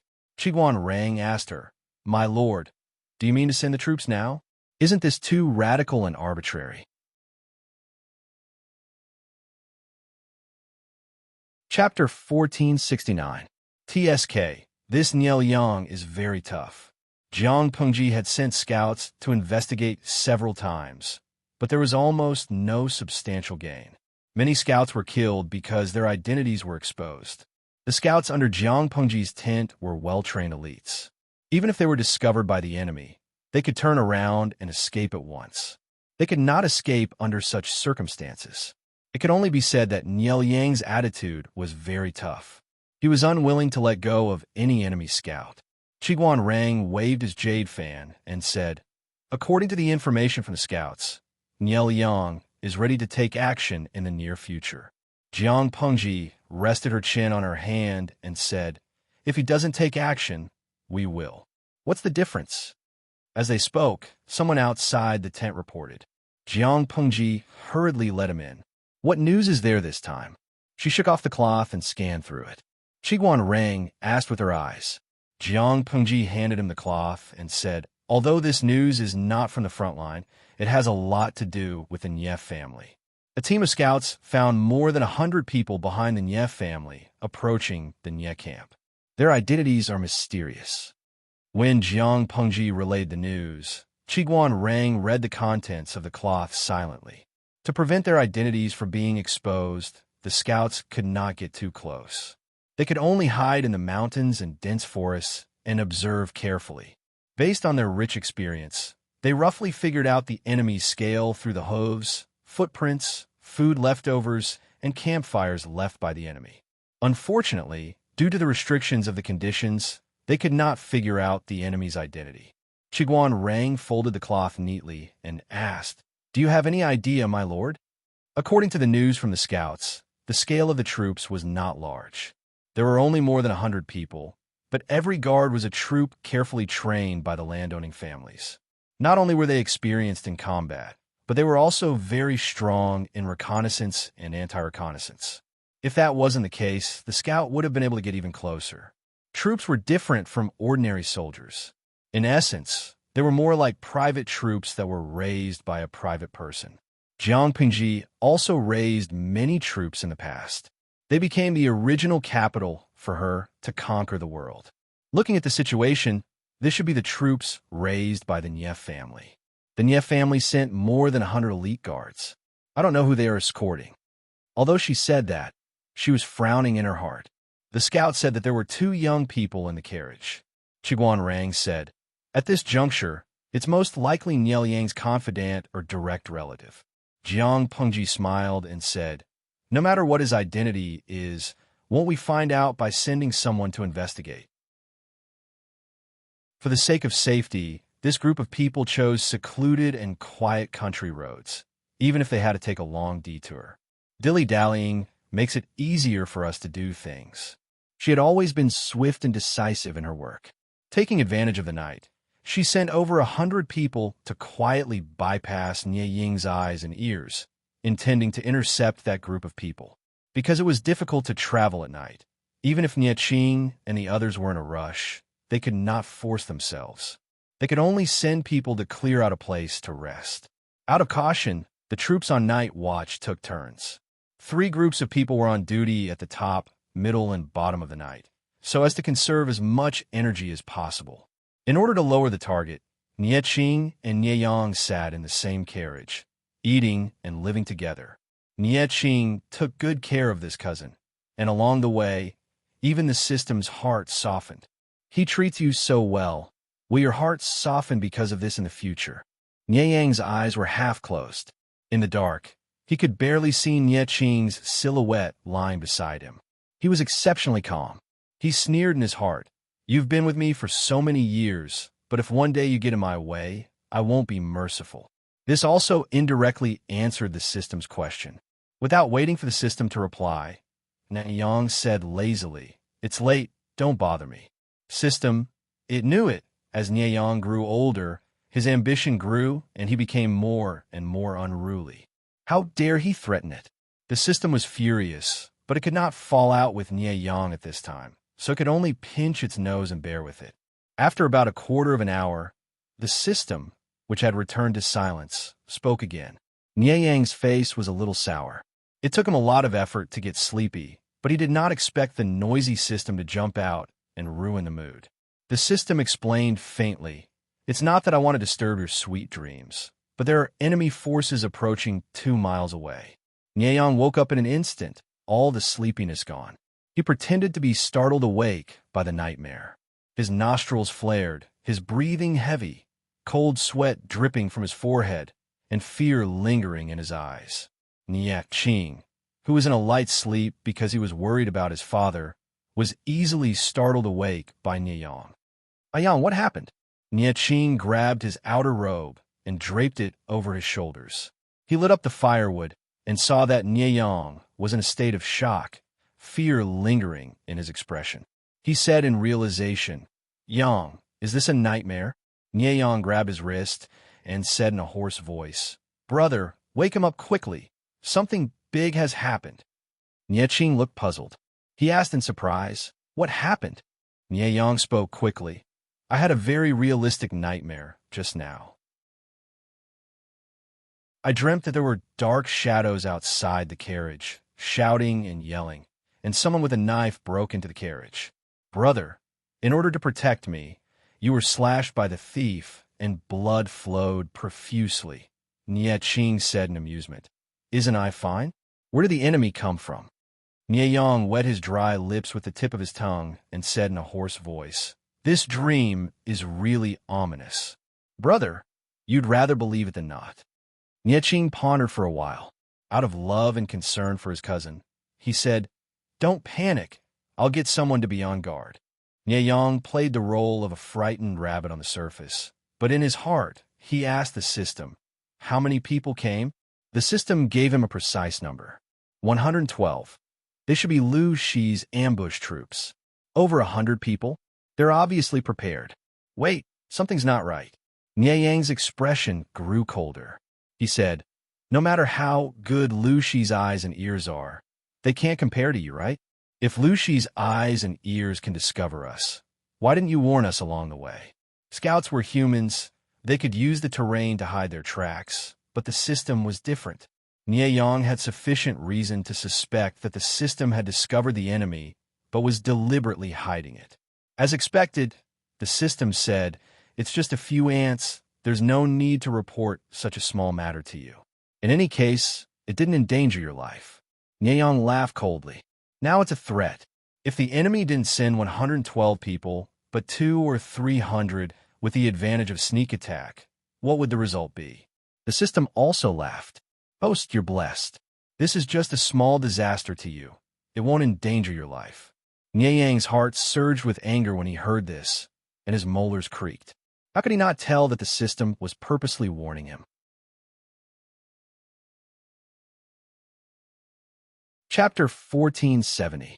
Although he didn't know what kind of monster the system was, Nie Yang wasn't heartless.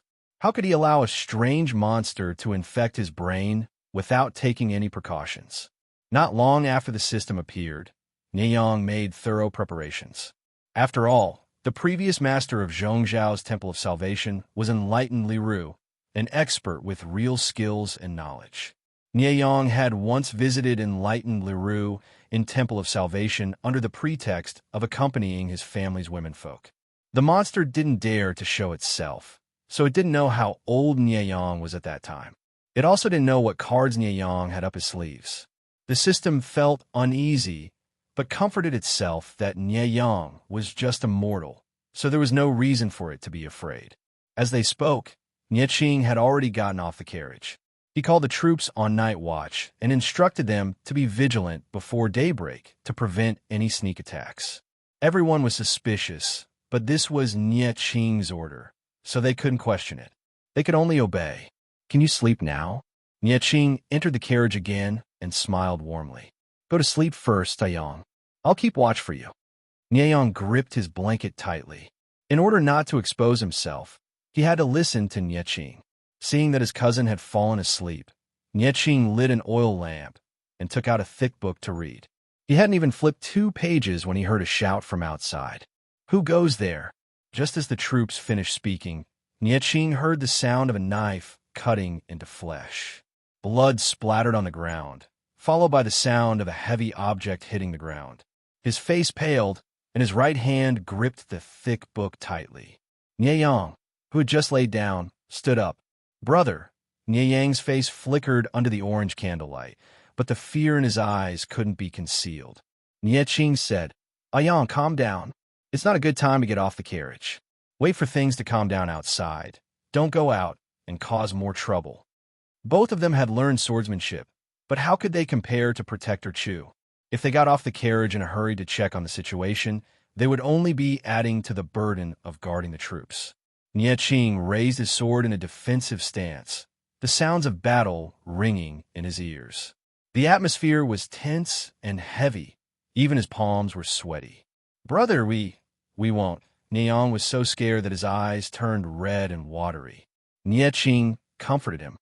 "Since the heavens made Yang have such a precognitive dream, it means that the heavens are on our side." This intense battle lasted for a quarter of an hour. Because Nie Qing's side had the advantage in numbers, they were prepared, and the enemy's advantage in sneak attacks was minimal. Seeing that the situation was not good, the sneak attacker ordered the remaining soldiers to retreat quickly. The troops were worried that it was a trick to lure the tiger away from the mountain, so they did not dare to pursue. "Young master, the enemy has retreated." Hearing this, Nie Qing's hand holding the sword gradually loosened, the sword falling to the ground with a clang. "What are our casualties?" Nie Qing asked. The troops were not sure either. It was too dark at this time, and after the chaotic battle just now, both sides could barely recognize each other. At this time, the battle had just ended, and the casualties had not been accounted for. However, according to his estimation, they had suffered heavy losses tonight. They had lost half of their forces, and the rest were still injured. In this state, it was really not suitable to stay in the wild. The troops suggested that they leave overnight and rush to the camp as soon as possible. They were still not clear about the enemy's situation, and they did not know if the sneak attack was only once or if it would come in waves. Nie Qing heard this and said solemnly, "Immediately distribute medicine to the injured soldiers and reorganize before we set off." If they did not even treat their injuries and unfortunately met the enemy, it would be sending them warmth. "Yes." Nie Qing heaved a sigh of relief and said to Nie Yang, "This time, thanks to Yang's warning, otherwise I would have lost my life here." Nie Yang said, "I am not worthy of it. If not for elder brother's protection, I would have lost my life long ago." He naturally did not warn Nie Qing to save him, but to save his own life. The crisis was over. Nie Yang laughed coldly in his heart. "Come, let's have a good talk." "System? Huh? Does this mortal mean to threaten me? Who is afraid of who? If I don't teach him a lesson, does he really think that the system is cheap labor?" The night attack failed. This result was out of Jiang Pengji's expectations. According to the soldiers who escaped, the enemy seemed to have predicted it. However, this prediction was not from the beginning. It was more like a spur-of-the-moment idea. Jiang Pengji pinched her chin and said, "Have you found out who the two people in the carriage are?" The soldier said, "The two of them were extremely cautious and did not take a step out." Jiang Pengji sneered and said, "They are quite smart, knowing not to cause trouble for others." After thinking for a while, she said, "You have worked hard tonight. It is more important to go down and treat your injuries. We will reward you afterward." The soldier's face was filled with shame. They could not complete the task entrusted to them by the Lord, so they had no way to accept the reward. Jiang Pengji sent them away and was about to raise her hand to rub between her eyebrows when Wei Ci walked out from behind the screen. "Lord, I suspect that the two of them are very likely to be," Jiang Pengji said. "Niel Yang's heir, a big fat fish. I have miscalculated. If I had known earlier, I would have sent more people." If it was a general with outstanding martial arts skills, such as Qin Gong, he might have been able to kill Nie Qing and Nie Yang. Wei Ci said, "Why do you say such disheartening words? You know that with more people, it is easy to expose our tracks and make the enemy vigilant." Jiang Pengji rested her chin on her hand and said, "Even so, it is indeed a pity." Wei Ci said, "I am more concerned about one thing. According to our soldiers, the enemy is only on their guard at the last moment." Jiang Pengji's thoughts turned, and she suddenly thought of Nie Yang. It was said that he was the host who had one of the system's fragments. If he was also in the team, it would not be strange for him to predict the enemy's whereabouts in advance. She said, forget it. This matter is enough for Nie Yang to suffer. I wonder how shocked and angry he will be when he finds out." Jiang Pengji's goal was to send Nie Yang to the next world earlier. If she could kill Nie Qing along the way, it would be an additional gain. It was fine even if she could not. She did not need to feel too much pity. Wei Ci sighed softly and said, "I am afraid he will fly into a rage." Wei Si did not care whether Liang died or not. He only cared about his elder brother Wei Dan, who died of depression in his previous life. Unfortunately, the two brothers were on opposing sides. Some things were destined to not have the best of both worlds. The next day, the scorching sun rose above their heads. Nie Qing and the others successfully met up with the Nie army. Was a young lord attacked? Wei Dan was sent by Nie Liang to fetch Nie Qing. He saw from afar that Nie Qing's team was full of wounded soldiers and was shocked. Due to the bumpy ride, Nie Qing did not sleep much. There was a faint green color and fatigue in his eyes. He said to Wei Dan, "Last night, there was indeed a wave of thieves who took the opportunity to attack, but Yang woke up from his nightmare. That is why the entire army was not wiped out." Wei Dan asked, "Can the young lord be more specific?" Nie Qing recounted the events of last night and mentioned Nie Yang's contributions again to leave a good impression with Wei Dan. Chapter 1471. The Lord has been waiting for you, young master. Please don't delay the time. Even though they were only 2 hours away from Nie Qing's camp, Wei Yong was still worried based on Nie Qing's description. Nie Qing nodded and said warmly, "We'll set off now." After last night's ambush, he knew how dangerous the situation was. Who knew how many evil eyes were hiding in the dark? Nie Qing boarded the carriage with Wei Yong's help. Seeing that Nie Yang was still curled up in his sleeping position, Nie Qing was worried. Last night's ambush had frightened Yang badly. He had nightmares all night. Perhaps it was because the dreams were too terrifying, but his expression was extremely ferocious. Nie Qing tried to wake him up, but there was no response. If not for the fact that he was still breathing, Nie Qing would have suspected that Yang had been captured by the envoys. What kind of nightmare is this? Nie Qing worriedly held Nie Yang's hand. The back of his hand, which had bulging veins, was cold and sticky with sweat. Little did he know that Nie Yang was not having a nightmare. His pain level was several times higher than the most terrifying nightmare. Last night, Nie Yang was angry at the system for hiding things from him and carefully tested the system's bottom line. The system also sensed that Nie Yang's wings had hardened and was trying to escape its control. After a verbal exchange, it looked like it was going to collapse. Nie Yang had a Taoist treasure given to him by Venerable Liru. It was said to be able to suppress evil spirits. He showed this trump card and tried to negotiate with the system to gain the initiative and control. Unexpectedly, the system flew into a rage and tore off its false pretense. It was no longer gentle and obedient, but instead showed its ferocious side. The consequence of disobedience is being tortured to death. Do you really think a mere mortal can turn the tables in my hands? Although the Taoist treasure given to him by Venerable Liru did not cause any serious damage to the system, it did cause it some damage. This made the system extremely angry. Nie Yang was a mortal that grew up under its nose. He was just one of the many ants. Who gave him the confidence to try to shake the position of a god just because he had a trump card? The system did not mind Nie Yang having his own thoughts, but it could not tolerate an ant scheming against it. The system was experienced in dealing with such an unruly host. It guaranteed that it would be obedient.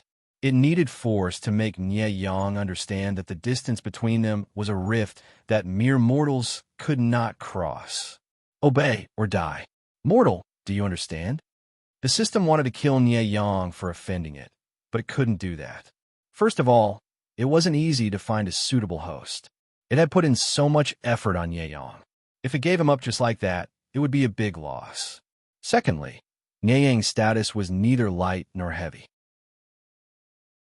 He was one of the chess pieces that affected the fate of the entire plane. Once he was touched, the enemy in the dark would immediately notice. The system didn't want to suffer a double loss. Nie Yang was still useful. Since he couldn't replace it, he could only spend some effort to fix it. Nie Yang had never suffered like this before, but the stubbornness and toughness in his bones kept him going.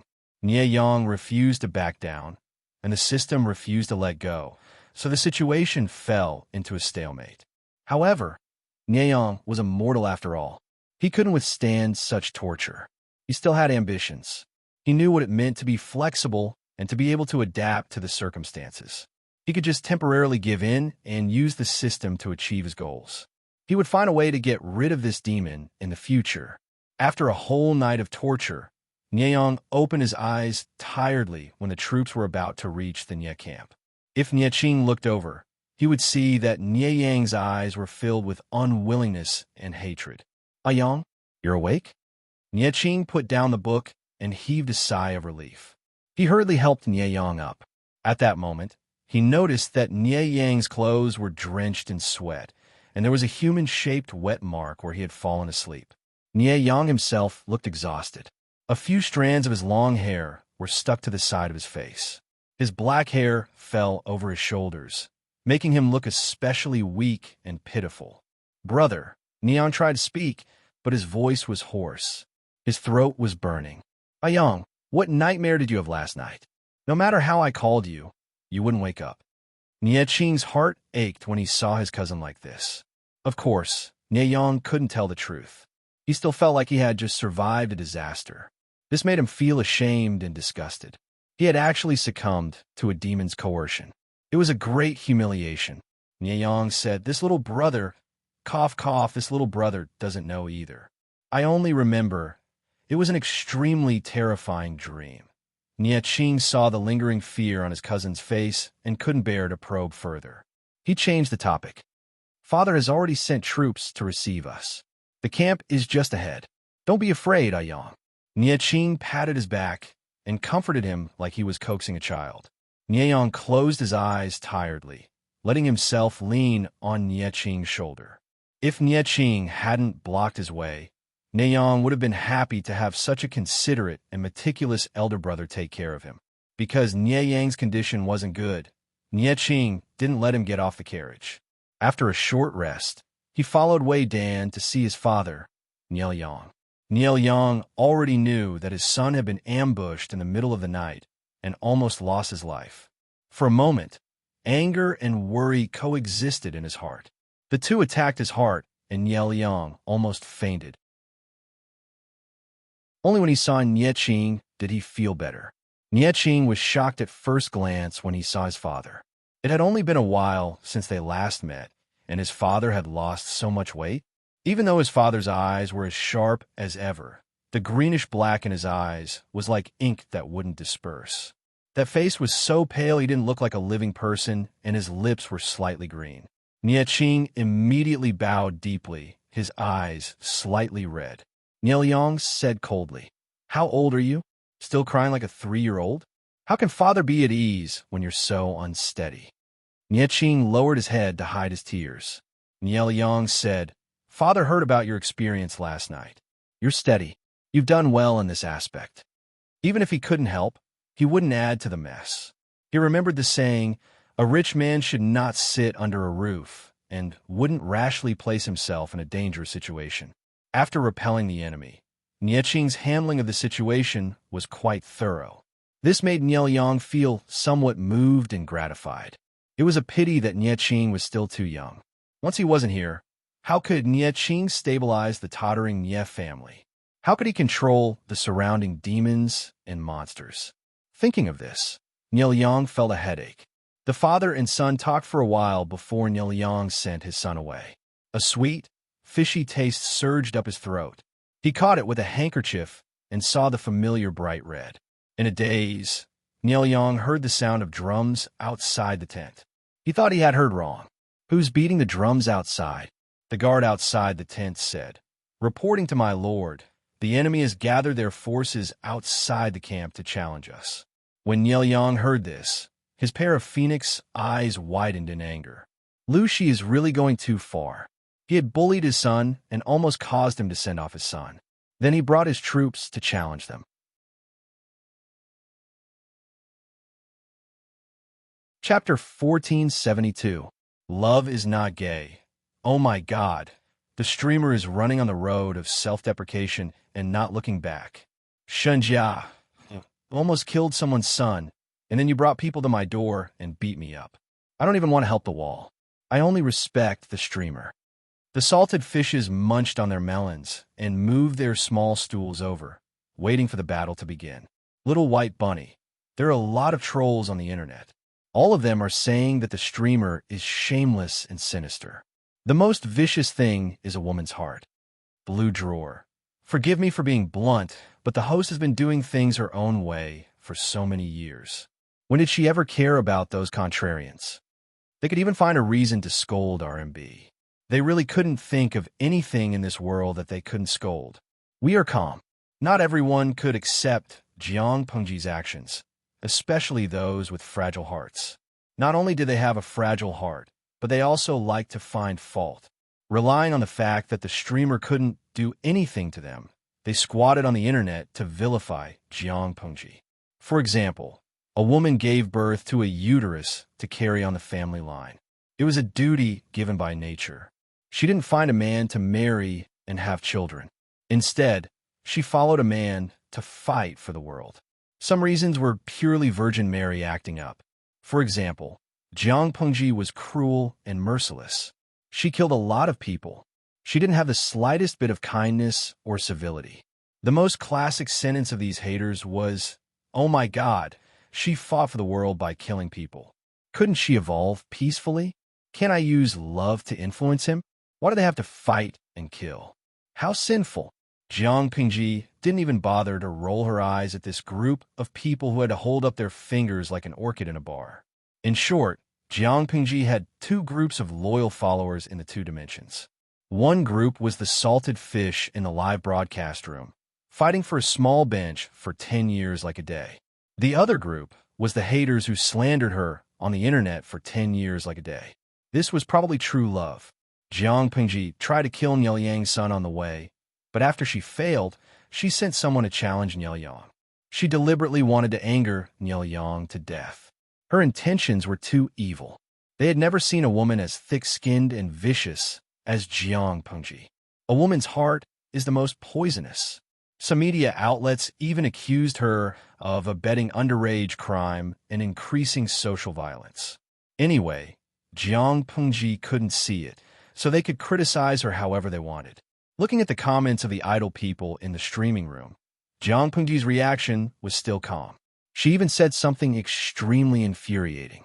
Host V, the media on your side are already so indignant. Niel Yang, the person involved, should be even more furious, right? They had once again underestimated the host's shamelessness and psychological endurance. The salted fishes were silent for a long time. How could he reply? He could only use ellipses. As they chatted and laughed, the challenge continued.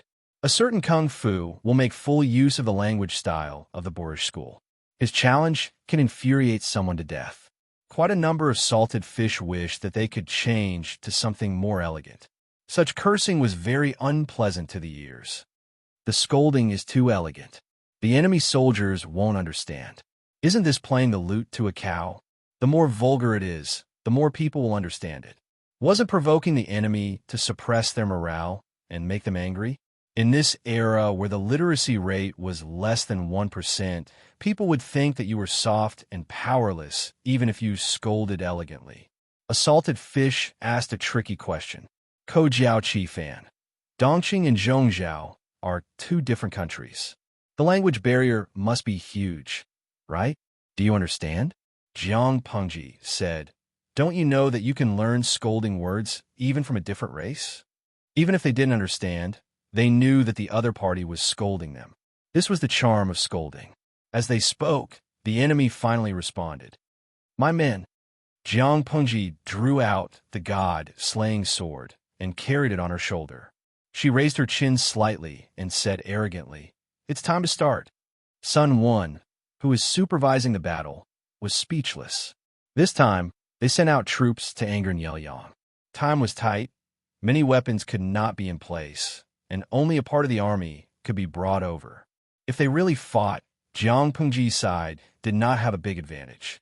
In order to guard the pass and prevent Niel Yang from sending people to attack Zhanjiang Pass, she had to close the gate tightly.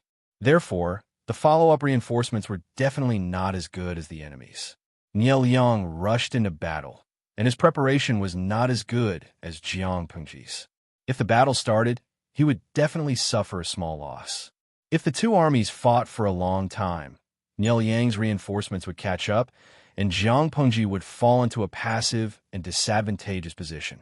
Based on various considerations, Jiang Pengji sent out troops this time to slip away. It was enough to let Niel Yang's troops follow behind them and eat a mouthful of yellow sand. Wasn't it cheap? Extremely cheap. However, Jiang Pengji liked it that way. The old chief who was watching silently in the streaming room chuckled. The 7th Army Corps, the vanguard of the frontline battle, was led astray by Jiang Pengji. If the upper beam was not straight, the lower beam would be crooked. Jiang Pengji was dressed in red and silver armor.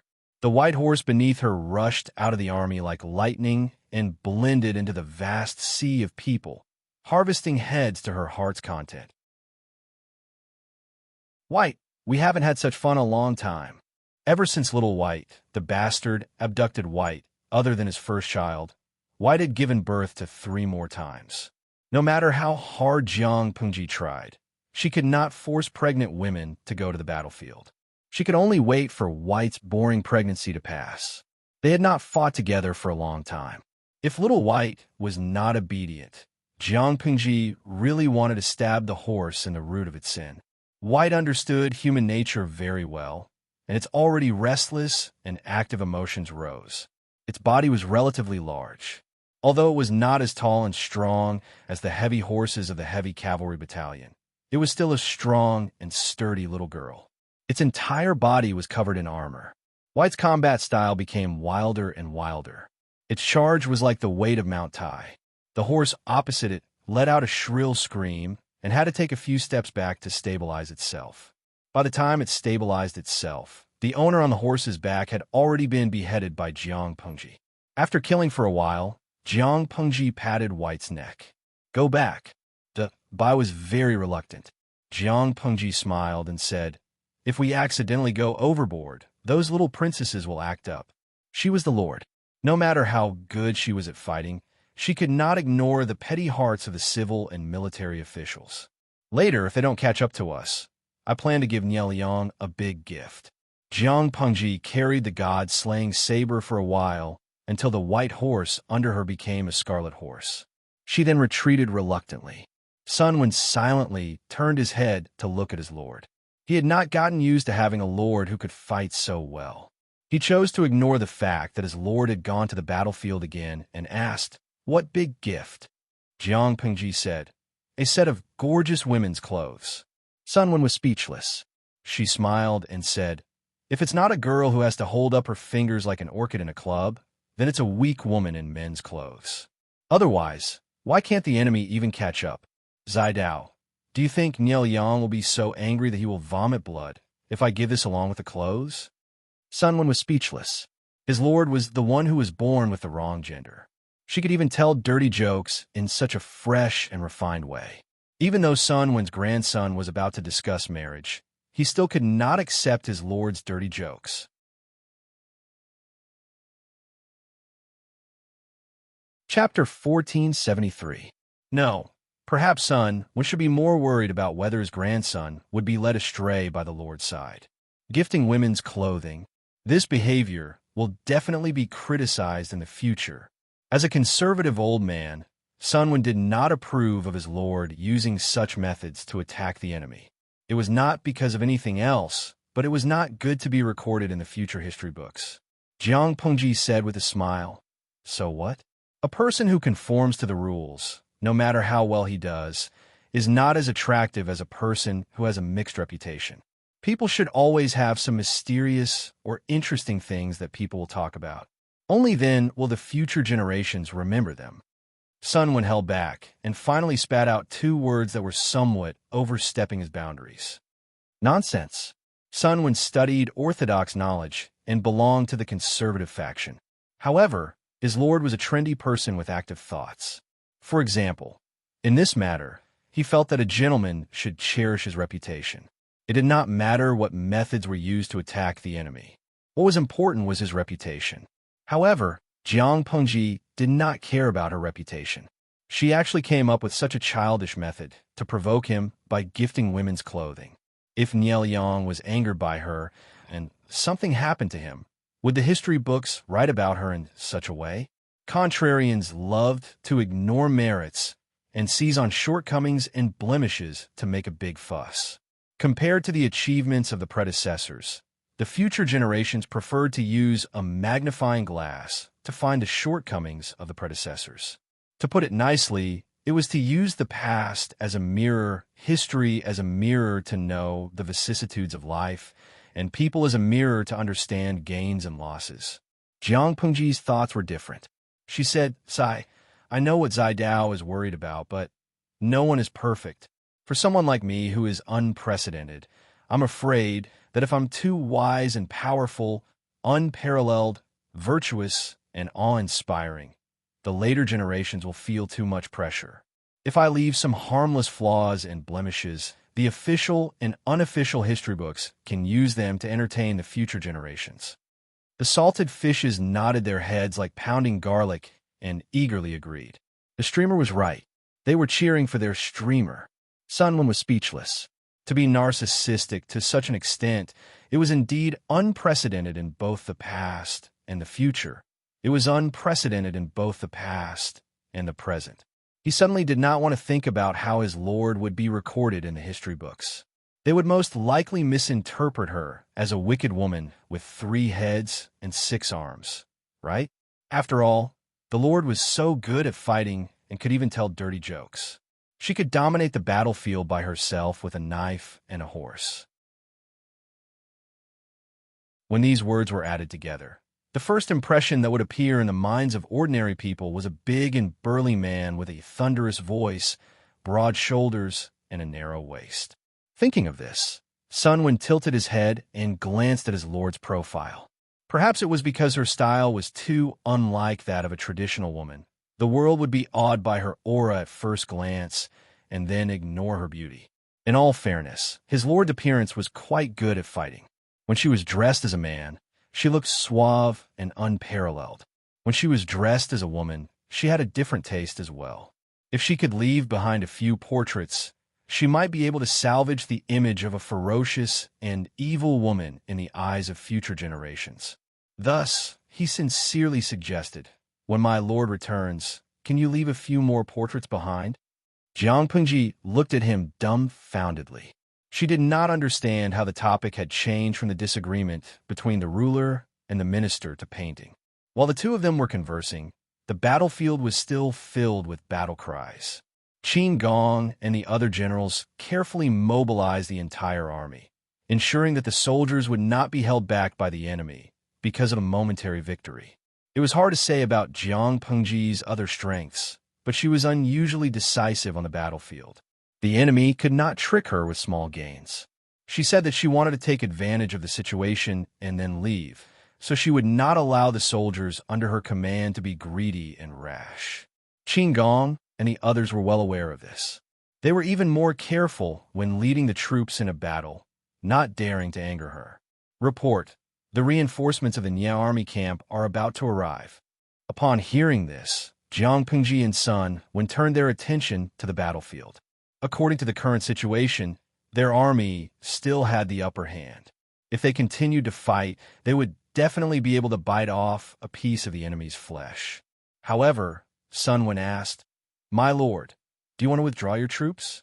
Jiang Pengji said casually, "Why not? Are we waiting for Niel Yang's reinforcements to come and turn the situation around?" Sun Wen understood in his heart. At the same time, he lamented his lord's decisive style. Not to mention the feudal lords. Even the ordinary soldiers on the battlefield would not easily make up their minds to withdraw when they saw that the situation was favorable for their side. It was admirable that his lord could resist the temptation of benefits that was so close at hand. After the discussion, Sun Wen sent people to sound the gongs to withdraw the troops. At the same time, he issued several mandatory military orders. The original vanguard troops became the rear. Step by step, they covered the retreat of the main army and retreated from the front line in an orderly manner. The quality of the troops under Jiang Pengji's command was already very high, but there were still some soldiers who were greedy for merits and dilly-dallied and refused to retreat. They were trampled in a meat paste by the swarming enemy. Fortunately, there were not many people like this. The elite vanguard troops fought and retreated in an orderly manner. Not long after, they got rid of Niel Yang's vanguard troops and ran away. When Niel Yang's reinforcements arrived at the front line, they could only watch the enemy retreat, stirring up billowing yellow sand. Seeing this, General Nie's already livid face darkened a few shades. Are these bandits born in a year of rabbits? They ran away so quickly. General, should we give chase? Si Jiang was also extremely angry. He had been suppressed and beaten by the enemy just now and was extremely sullen. When the reinforcements arrived, they finally had a chance to avenge their humiliation. Who would have thought that the enemy would retreat at this critical juncture? Being asked this question by Si Jiang, the Nie general felt extremely depressed. If they did not give chase, the enemy would suddenly come knocking on their door and violently beat up their own people before swaggering off. They would lose face. If they gave chase, they would be afraid that this was the enemy's evil plot. If they gave chase, they would step into a trap. When the enemy retreated, there was order in the chaos. If they gave chase, it would be easy to mess up the army formation. If the enemy took advantage of the chaos in their army formation to turn around and attack, wouldn't it be a great loss? To give chase or not to give chase, it was not a good choice. The Nie general secretly gritted his teeth. In the end, he still decided to give chase, but he did not dare to go all out. Jiang Pengji's side easily pulled away. When Jiang Pengji's army retreated to Zhanjiang Pass and the gate was closed again, the Nie army troops arrived late and suffered a wave of arrows on the city wall. The arrows in front were like a tide. The Nie army was not there to break through the pass. In order to reduce casualties, they could only retreat out of the shooting range. The Nie general was speechless. I have something to say, but I don't know if I should say it. You are very arrogant. Does your father know? A certain deputy general muttered. Isn't she playing with people? He had accidentally discovered the truth. Wasn't Jiang Pengji playing with people? Looking at the angry gaze of the Nie army outside the pass, Jiang Pengji rubbed her chin and snapped her fingers. She asked the deputy general guarding the pass on the city wall to come closer and whisper a few words into his ear. Si Jiang accepted the order with a rippling face. After a while, a dozen strong men, who were 8 feet tall and 4 feet wide, stepped on the city wall. Simple loudspeakers made of copper plates were placed in front of them.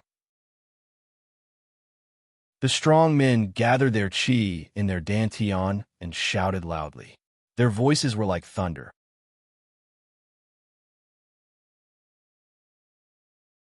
Chapter 1474. What kind of courteous gift is this? General Nie Jun was so angry that he almost vomited blood. His entire face looked like he had been constipated for many years. He was unwilling to give the order to retreat, but he was thinking about how to explain himself. Because the two armies had only fought for a short period of time, the actual casualties on both sides were not high, so this battle could not be considered a defeat. There was one thing that could not be ignored. Jiang Pengji's continuous and coquettish actions were equivalent to a loud slap on Nie Jun's face. They could argue that Jiang Pengji was too shameless, but couldn't change the fact that they were humiliated. The Nie army had obviously chased Jiang Pengji's army into Zhanjiang Pass, but when they returned, they were like a group of defeated roosters. The frontline military report immediately reached Niel Yang's ears. Before the Nie army's general arrived, he already knew the whole story. Niel Yang's face turned pale after hearing this, but his expression did not change. Only the two people close to him could see that his fingers were trembling slightly because of his anger. Wei Dan and Fan Chen looked at each other. They could see the deep worry and criticism of Jiang Pengji in each other's eyes. Although the other civil and military officials in the tent did not see it, they knew that the atmosphere in the tent was not right. For a moment, there was absolute silence. Niel Yang took a deep breath and suppressed the roiling rage in his heart. He would not fly into a rage because of Jiang Pengji's naughtiness, but he did feel uncomfortable. If it wasn't for his excellent endurance, he would have been angered to the point of death. After a while, Niel Yang asked, "How's the weather and wind direction tomorrow?" A man stepped out of the tent and cupped his hands. Judging from the weather and wind direction, tomorrow should be a sunny day with a southeast wind. There was little rain in the north, and it was currently summer. It was not difficult to speculate the recent changes in the weather with some knowledge of geomancy and geography. Now that the weather is dry, withered trees are easily flammable. The southeast wind is just right.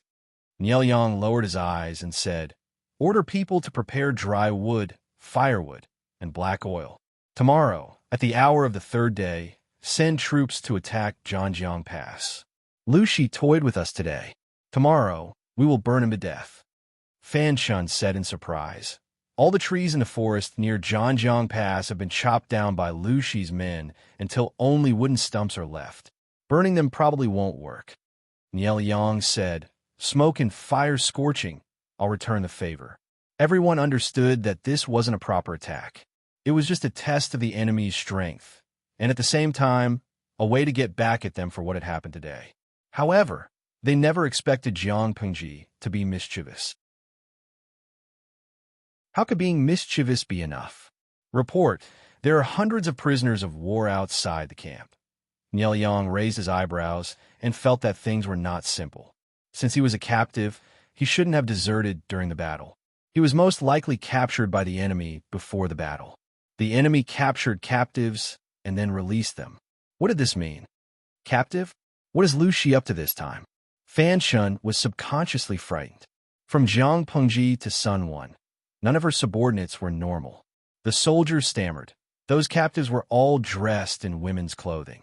I can't describe them, huh? Everyone was confused.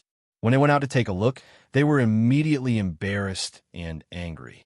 Their decades of self-restraint were all gone. The captives were all elites of the Nye clan who had been abducted from the front lines. Their battle robes embroidered with the emblem of the Nye clan had been stripped off and replaced with gaudy and extremely ill-fitting female clothes. Like prey, they were tied up in a row with a rope, and their feet were also shackled. According to the scouts' report, they were chased here by Jiang Pengji's cavalry with a shepherd's whip. The soldiers also found a brocade box hanging around the neck of one of them. The words on it were written in flamboyant calligraphy and looked imposing. "Gift to Guangshan? For the Lord, Nielyang." One of them took down the brocade box and secretly weighed its weight. "Please allow me to examine it, lest there be filth hidden in it and hurt the Lord." A brave general stepped forward and opened the brocade box. He was almost blinded by the jewelry inside. He took a closer look and saw a set of gorgeous jewelry. Underneath, it was a set of complicated and gorgeous women's clothing, a sachet, and all kinds of accessories. Everyone was silent. They were speechless, but the anger in their hearts was rising. A set of women's clothing and jewelry was given to the Lord of Guangshan. Immediately, a noble man fainted from anger. The crowd pressed on his philtrum for a long time before he woke up. "She's going too far. She's going too far." The noble man was so angry that his fingers were trembling. He had an angry and aggrieved expression. A vicious woman with such filthy, vicious, vulgar, and vulgar thoughts. How is there even an ounce of gentlemanly demeanor in her every move? First, she sent people to attack Nielyang's only son. The next day, she brought people to attack him. She did not fight properly and left after humiliating him. Now, she dressed the captives in women's clothing. She made them put on makeup and makeup. They wore eye-catching red buttocks, cheeks, and blushes. She also gave Nielyang a set of women's clothing. Each of these actions was enough to make one Buddha come into being and two Buddhas ascend to heaven. At this moment, someone in the tent said angrily, "Why don't we give her a set of the 4 self-accomplishment classics for women and let her know what a woman's duty is? Come on, let's hurt each other." Although Wei Yong did not look at the person, he felt some contempt in his heart. He flatly refused. "No, we're at a disadvantage." What was the 4 self-accomplishment classics for women? It was a malignant tumor that had plagued Zhongzhou for many years. It was an evil thing that the demon Empress created to harm Zhongzhou. In the first few years, everyone was against it. However, there were still some who secretly regarded it as a standard. No one knew what they were after. Jiang Pengji's mischief was indeed disgusting, but it was a normal method of confrontation. If one side sent the 4 self-accomplishment classics for women to attack the other party's gender in order to disgust others, it was tantamount to offending all the women in the world. In essence, they were at a disadvantage and could easily bring shame to their lord, Nielyong. When the person saw Wei Yong speak, he was a little angry, but he did not dare to refute. Someone else was not pleased. What did he mean by at a disadvantage? Could it be that Lu Shi, the traitor, humiliated the Lord with a set of women's clothing is at a disadvantage? Wei Yong said, "You can send a set of men's clothing over." Everyone was speechless. They all knew that Jiang Pengji initially presented herself as a man.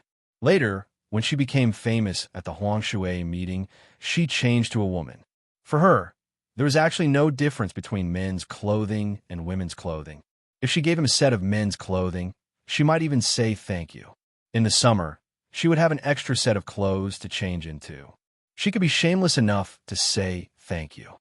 Could Nielyong respond by thanking her generously for giving him a change of clothes? Wasn't that nonsense? Probably because he had been provoked previously. Nielyong was quite calm in the face of the women's clothing and the women's hair.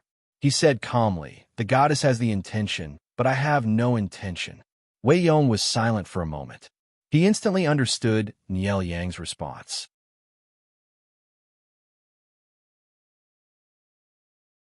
Chapter 1475. In a few words, Nielyong turned away the humiliation of gifting women's clothes and made a fool out of Jiang Pengji. According to Nielyang's words, Jiang Pengji gifting him a set of Lu Shi's women's clothes was not a humiliation, but Jiang Pengji shamelessly courting Nielyong. However, he rejected her with the reason that the goddess has the heart, but the king has no desire. At the same time, he pointed out that he had a wife and son, and that Jiang Pengji's age was not suitable for him. He also said that her age was more suitable for his son, cleverly resolving the crisis. Lu Shi is affectionate and righteous. My lord burned the women's clothes as a sacrifice to the flag. If you don't inform her, outsiders will inevitably say that you are heartless. Nielyong looked at Wei Dan and could not help but laugh. In my opinion, Zi Shun is more romantic. He understands women's thoughts and is unwilling to hurt a beauty's heart. Wei Dan echoed, "My lord, please excuse me." Nielyong asked someone to prepare a brush, ink, paper, and inkstone. He personally wrote a reply to Jiang Pengji. Under the escort of hundreds of men and horses, the messenger rode a fast horse all the way to Zhanjiang Pass, hoping to deliver the letter before nightfall. The soldiers standing guard on the city wall immediately discovered the small group of enemies. Their nerves tightened, and they tightened their grip on the red-tasseled spears in their hands. The guards shouted to the enemy below the city wall, "Who are you?" The atmosphere on and below the city wall was tense, and it seemed like a fight was about to break out. "We are under the orders of our lord to deliver a letter to your lord." The messenger hurriedly expressed his intentions, tied the letter to the arrowhead, and drew his heavy bow, aiming at the top of the city wall. With a soft buzz, the arrow left the bowstring and pierced into the gap between the huge rocks on the city wall. "The letter has been delivered. Farewell." The messenger put away his long bow and cupped his hands in the direction of the city wall. He grabbed the reins and turned the horse around. When the group of people disappeared on horseback, the soldiers guarding the city wall laboriously took the letter down from the city wall and hurriedly delivered it to the commander's tent. Jiang Pengji smiled and said, "Nielyong wrote a reply to me? Let me see. Is he writing a letter to scold me in exasperation?" She was very clear about what she had done. No matter how well-mannered she was, she would still be furious. Writing a letter to scold her back was normal. However, Wei Si and the rest felt that it was not the case. As a most powerful duke in Zhongzhou, Nielyong was not that narrow-minded. Just because Jiang Pengji was mischievous, he wrote a letter to scold her. It was too ungentlemanly and uncultured. In the live stream, Salted Fish craned his neck to read the contents of the letter. To do Faccio. Looks like our streamer knows her place. Fortunately, This was ancient times when transportation and communication were not developed. If it were modern times, people would definitely crawl along the network cable to beat you up. Those with even a little bit of self-restraint would also block your door and beat you up. Dudu, I have a question. With the streamer's combat ability, asking her to fight one-on-one is like asking for death, okay? Why did she dare to be so naughty? Wasn't it because she could fight? I also felt sorry for Nielyang. Encountering such an opponent, he would feel aggrieved whether he fought or not. The salted fish watched the entire process of Jiang Pengji teasing Nielyang. Even the woman's top and hair were given by the salted fish. Jiang Pengji had originally planned to give her a plain set of female clothes, but the salted fishes felt that it was inappropriate and insisted on pink and tender ones. Halfway through, a salted fish strongly suggested that she might as well give her a set of morning clothes for morning. In her opinion, this suggestion was much worse than her own. Silently glancing at the bullet screen, she felt that these salted fishes were really evil. They said that they felt sorry for Nielyang, but in their actions, they could not wait for Jiang Pengji to trample Nielyang to death. Let me see. What did he write? Jiang Pengji muttered as she took out the letter from the box. With a shake of her wrist, she shook the neatly folded letter open. The handwriting is quite nice, and it has the aura of a master. Nielyang is already so sick, but his wrist still wields the brush so vigorously. Jiang Pengji commented with praise and sarcasm, then continued to read the contents. The more she read, the more serious her expression became, and a hint of murderous intent appeared between her brows. Qiguan rang, and the others were waiting for news. When they saw their lord's expression, they knew that the letter was not as simple as it seemed. What's written in the letter? Jiang Pengji was so angry that she slammed the letter on the table. The bronze table made a loud noise, and the four corners of the table suspiciously sank by 2 inches. What's written? I've never seen such a narcissistic person. She could not tolerate that he was even more narcissistic than her. Qiguan Rang stepped forward and said, "May I have a look?" Jiang Pengji hummed, "Take it and read it. Just don't be angry and anything bad will happen to you." Qiguan Rang's face turned ashen after reading it. He handed the letter to Wei Ci, who was closest to him. Wei Ci took it suspiciously, and his expression turned ugly as well. He said, "This is a peace poem." Wei Ci had lived in Zhongzhou for many years in his previous life, so he was naturally familiar with the customs there. Around the flower festival, most of the gentry ladies would get busy and participate in various banquets and poetry meetings. At the same time, men of suitable age would also be invited. To put it bluntly, it was a large-scale matchmaking event. If a woman was interested in a man, she would write a gloomy courtship poem on a handkerchief or a sachet to show off her talent. After the man received it, if he was interested in the woman, he would accept the gift. If he was not interested, he would write a peace poem to reject the gift. Of course, this was a custom from more than 20 years ago.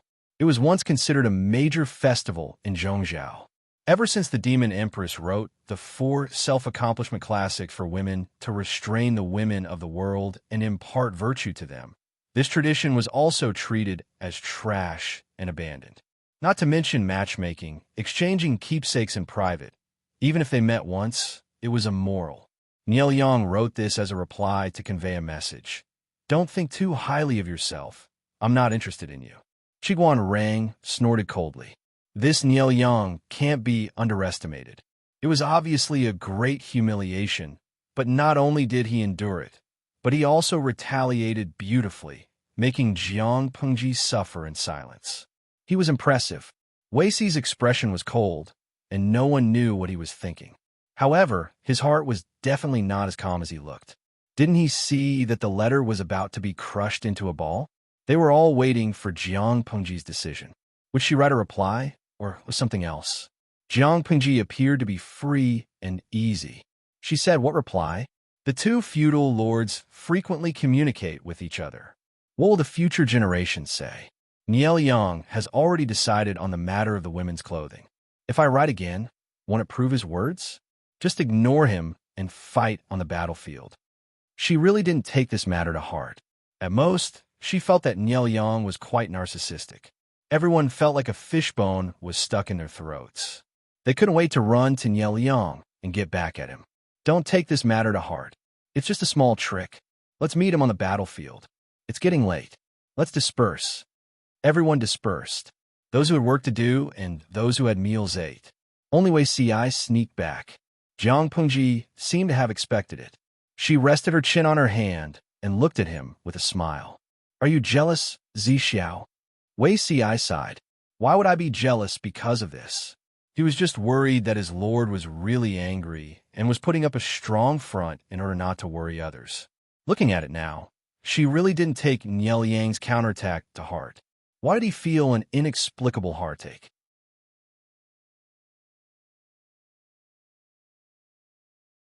Chapter 1476. That's a pity. I wanted to see your jealous expression. Jiang Pengji smiled. You're always so calm. Girls sometimes feel insecure. Sometimes, I doubt whether Zi Xiao's feelings for me are the loyalty of a subject to the emperor or the love of a man for a woman. Zi Xiao doesn't intend to give me a response to this. Let me be at ease. Wei Si closed and opened his eyes again. His gaze was still clear and bright. He knew the woman in front of him too well. She would never worry about the gains and losses of a relationship. He understood this in his previous life. If she really fell in love like an ordinary woman, she would not be the Her Majesty that Wei Si knew. Jiang Pengji felt a little awkward under his gaze. She coughed lightly. All right, I won't flirt with you anymore. I just wanted to see your jealous reaction. You can't even satisfy me with this. Wei Si admitted, Of course I feel jealous. It's human nature. Why does my lord think that I don't have the emotions that a normal man should have? Jiang Pengji said, Probably because of the posture. Wei Si was speechless. The salted fish who were watching the conversation between the two of them instantly received tens of thousands of points of critical damage. Driving in front of 5 million salted fish, don't the two of you have a conscience? Gui Kai Guo Feng Xiao. Oh, is it only me who's curious about their posture when they're in harmony? Tudu Fei Chio. To the previous comment, 404 warning. We're currently cleaning up the internet. We're cracking down on pornography and illegal publications. Take it easy. The salted fish twitched their mouths. It was fine for the streaming room to serialize pornography and illegal publications, but the crackdown on pornography and illegal publications could not reach here. Moreover, Yesen Fengquang. No, the person driving is the streamer. Shouldn't 404 warning be given to her? They were just salted fish who were watching and chatting. Not only did they have to be fed dog food by the streamer, but they were also accidentally injured by 404. It was too pitiful. Jiang Pengji said, Zi Xiao, did you come back to make me unhappy? Wei Si admitted honestly, I'm just worried that Niel Yang's wording will hurt my lord. Jiang Pengji said, There's nothing to worry about. For you and Wen Zheng, it's a disgrace to your reputation, but it's a trivial matter to me. Niel Yang mustered all his strength to counterattack, but he hit cotton. I felt sorry for him. Zi Xiao, let me tell you something. In my previous life, I was devastatingly beautiful. My looks were many times better than Lu Shi's face. My figure was also very good. There are so many people who like me. I remember there was a guy with a mental problem. He lived in the same neighborhood as me. He was married and had a child. After the first time we met, he spent all day fantasizing that I liked him and loved him to death. She rarely took the initiative to mention her past life, so Wei Si listened attentively. Knowing that she was entangled by such a strange person, Wei Si couldn't help but worry. And then? Did he offend you? How can that be? If I'm harmed by him, I might as well kneel in front of the old leader and die. It's too embarrassing. Jiang Pengji waved her hand and said, That person crazily imagined that I liked him. He even posted my portrait on a public platform and passionately confessed to me. He imagined that I also loved him to death. It's worth mentioning that his wife was even weirder. She cried and threw a tantrum several times, telling me not to seduce her husband. Wei Si frowned when he heard that. Could it be that this couple has lost their minds? Jiang Pengji shrugged and said, "They weren't crazy, but there was something wrong with their brains. There was a limit to my tolerance. I beat them up and hung them at a height of 160 stories for 2 days. In order to avoid trouble from public opinion, I smeared them with the military's newly developed invisibility liquid and silencing equipment. Then I found a lawyer to sue them and sent them to a mental hospital for a few days." Jiang Pengji wasn't an orthodox person from a military school. She believed in using violence to curb violence. At that time, she was a genetic warrior with a secret identity. She had to carry out extremely dangerous missions at any time, so her identity couldn't be exposed, let alone her portrait on a public platform. Because of that, she was reprimanded by her superior. Jiang Pengji was so angry that she vented her anger on the couple. Because she did it secretly, she was fine. Otherwise, she would have been criticized. She said, "I've even seen such a weirdo. Niel Yang's is just a piece of cake." Wei Ci was speechless. Jiang Pengji was about to proudly talk about other glorious deeds when the old chief sent her a private message. "You Abba, hang them at a height of 160 stories?" Jiang Pengji replied, "I brought oxygen patches and thermal pads for them. They won't die from the cold or suffocation at high altitudes." "You Abba, although it violated military law, I wasn't a part of the military at that time. My hands and feet were clean. Others couldn't catch me." The old chief had mixed feelings.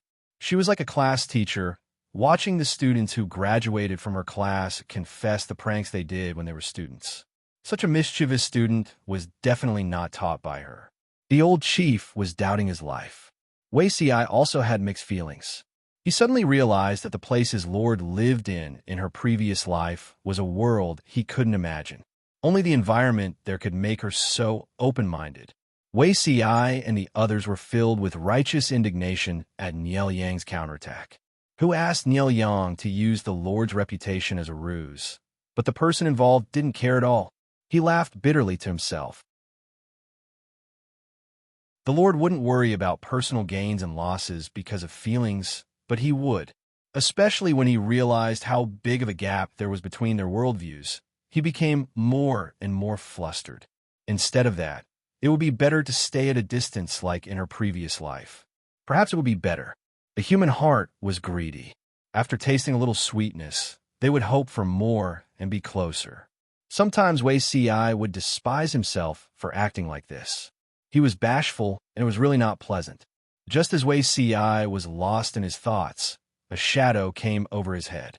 It turned out that Jiang Pengji had come to him. "I wanted to see your jealous look earlier. Now that I've seen it, my heart aches. Am I not torturing myself?" Jiang Pengji was originally a person who didn't understand things. Or rather, she was abnormally slow when it came to relationships. She rarely cared about others. She had been in contact with salted fish for so many years and had unintentionally changed a lot. "Zixiao, were you feeling uneasy just now? Can you tell me why?" Wei Ci naturally didn't want to say it. Those thoughts were really hard to talk about. However, he never knew how to reject what she wanted to do, and what she wanted to obtain. "I'm delusional. Is it possible for me to monopolize the person in front of me in this life?" He didn't dare to think that way in his previous life. In his previous life, he even went against his will to persuade her to secretly select outstanding men to serve in the palace. It was impossible for the emperor to only have one person by his bedside. This was very dangerous and not good for politics. If the emperor doted on one person, the possibility of his maternal relatives being loved would greatly increase. Historically, it wasn't a good thing for relatives to interfere in politics.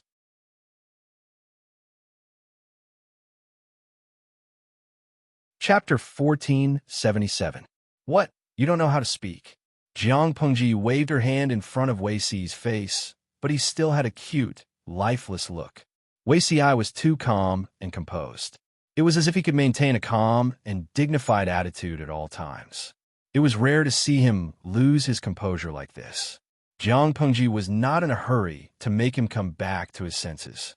Instead, she smiled and admired him. Wei Ci blushed under her scorching gaze. "And my lord, Wei Si felt as if his heart was about to jump out of his throat. His ears were filled with the sound of his heartbeat. It was so loud that he could not help but wonder if Jiang Pengji could hear it. As he thought about it, his face, which was already 90% cooked, immediately became very cooked. Jiang Pengji's thumb twitched as she looked at him. Unfortunately, this was a military camp. She did not mind, but she had to take care of Wei Si. A melon that was forcefully taken would not be sweet. That person, his surname is Wei, given name Si, courtesy name Zixiao. This sentence was almost said with his earlobe in her mouth. Her hot breath blew on his sensitive ear, making his mouth and tongue feel hot. Jiang Pengji did not close the streaming room. Their interaction was watched by Salted Fish. Glistening Star Master. Host, are you trying to take revenge on us? Previously, we held back for so many years and didn't touch Beauty Si. Now we have to eat their dog food every few days. I'm full of dog food. The live broadcast room is filled with the smell of dog abuse. Yao Ingyun. Sob, asterisk, caret, asterisk. Streamer, you've changed. In the past, you only flirted with Salted Fish, but now you only flirted with Beauty Si. Nia Biling. Host, tell me, are all of us 5 million years old salted fish not as attractive as Beauty Si? Are we salted fish not salty enough? Or is your standards of beauty too high? Look here, there are still 5 million salted fish waiting for you. Tudu Faccio, have some self-awareness. A salted fish is not as important as a beauty. The salted fishes silently watched the two display their affection and felt stifled. This live stream was too unfriendly to single salted fishes. They thought that the host would stay single with them until the end of time, but they didn't expect that she would secretly betray the organization. Jiang Pengji still had some integrity. She did not do anything shameful in front of 5 million salted fish. She stopped flirting after a while. Wei Si spent a lot of energy to suppress the waves of excitement in his heart and regain his composure. My lord, cough. Why did my lord suddenly say this? Wei Si had a reserved temperament. Even though he had seen his majesty in his previous life, he was still a little embarrassed when faced with his lord's straightforwardness and boldness. Jiang Pengji said, a salted fish once told me that even if a relationship is established, the other half will panic if there is no promise. Wei Si looked puzzled. Salted fish? Jiang Pengji said, salted fish is fish that is marinated in salt and dried in the sun. The saltier it is, the more it goes with rice. There was a time when she was browsing through the bullet screen records out of boredom and happened to see such a sentence. At first, she was careless and thought that it was unnecessary. However, the situation just now reminded her that even the smartest person would be hesitant and uncertain when it came to feelings. She could afford to make a promise. Wei Si didn't ask why the dried salted fish could speak, because when his lord spoke, he really couldn't understand. Jiang Pengji glanced at the bullet screen and happened to see a comment. Cafeteria Daffinanti. What the streamer means is that Zixiao is the saltiest among all the salted fish. So you picked him to eat? Wu Hinyu. Amazing, my boss. Your reading comprehension must be full marks. Ling Dian Xianmeng. The case is solved. We can't compete with Beauty Si because we aren't as salty as him. Jiang Pengji smiled awkwardly but politely. The salted fish were still chatting and laughing. Jiang Pengji secretly rolled her eyes. I'm afraid Niel Yang won't let this go easily. After Wei Si calmed down a little, he entered work mode. The charming and ambiguous atmosphere disappeared completely, making people sigh at his ability unwillingly. After a man and a woman confided their feelings to each other, if they didn't have some inappropriate content, wouldn't it be a waste of the atmosphere that was created with great difficulty? The two of them, on the other hand, switched between love and work mode at will. Jiang Pengji said, he definitely won't let this go easily, but this is also what I want. Isn't it better that Niel Yang is willing to take the initiative to send troops? It saves me the risk of going out of seclusion and increasing the risk. If they attack forcefully, it's mostly a probing attack. They won't use all their strength right from the start. There were more than 200,000 troops on Lianyang's side. This was not a false number. It was a real 200,000 troops. From this, it could be seen how much pressure Jiang Pengji was under to guard the pass. However, she was sure that the outcome of this battle would be decided in, at most, half a year. Who asked Lianyang to have a short life? If the lord of a force died of illness in front of the battle, even if the heir stepped forward to stabilize the situation, the morale of the army and their combat power would be greatly reduced. Apart from that, the Nye camp still had Lianyang, who carried the system fragment and had ill intentions towards Nye Liang and Nye Qing. In Jiang Pengji's opinion, the scales of victory and defeat were already tilted towards her. Wei Si reminded her, "There's still a few batches of our army supplies that haven't arrived yet." Jiang Pengji said, "I know, I can't show my fear." Nye Liang was a shrewd person. If Jiang Pengji showed any signs of lacking confidence, he could not guarantee that he would use all his troops to attack forcefully. After thinking about it, Jiang Pengji asked someone to call Qiguan Rang over to discuss the plan. When Qiguan Rang came over, he discreetly scanned their cheeks, lips, necks, and other places. After confirming that there were no suspicious traces, he bowed to Jiang Pengji and nodded to Wei Si to greet him. He calmly took a seat at the head of the tent. Jiang Pengji said, "I'm worried that Nye Liang will lead his troops to attack Zhanjiang Pass in the near future." Qiguan Rang could not help but laugh in his heart. His lord had been mischievous a few times in a row. Even the most cultured person would explode, let alone a feudal lord. Wasn't it normal for Nye Liang to lead his troops to attack? However, Nye Liang's temperament determined that he would not put all his eggs in one basket if he was not confident. "It's most likely a test, a feint attack. Don't panic, my lord."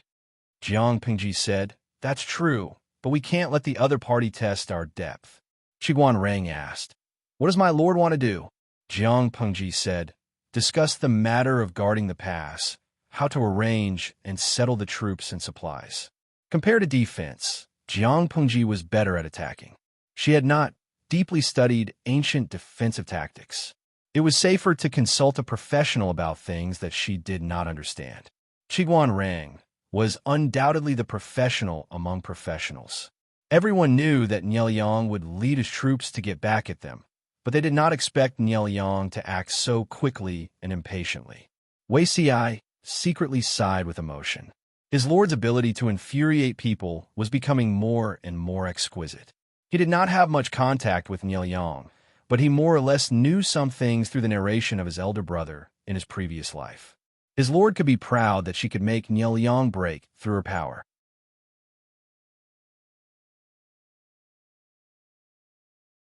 Chapter 1478. Report. The messenger hurriedly ran out of the commander's tent.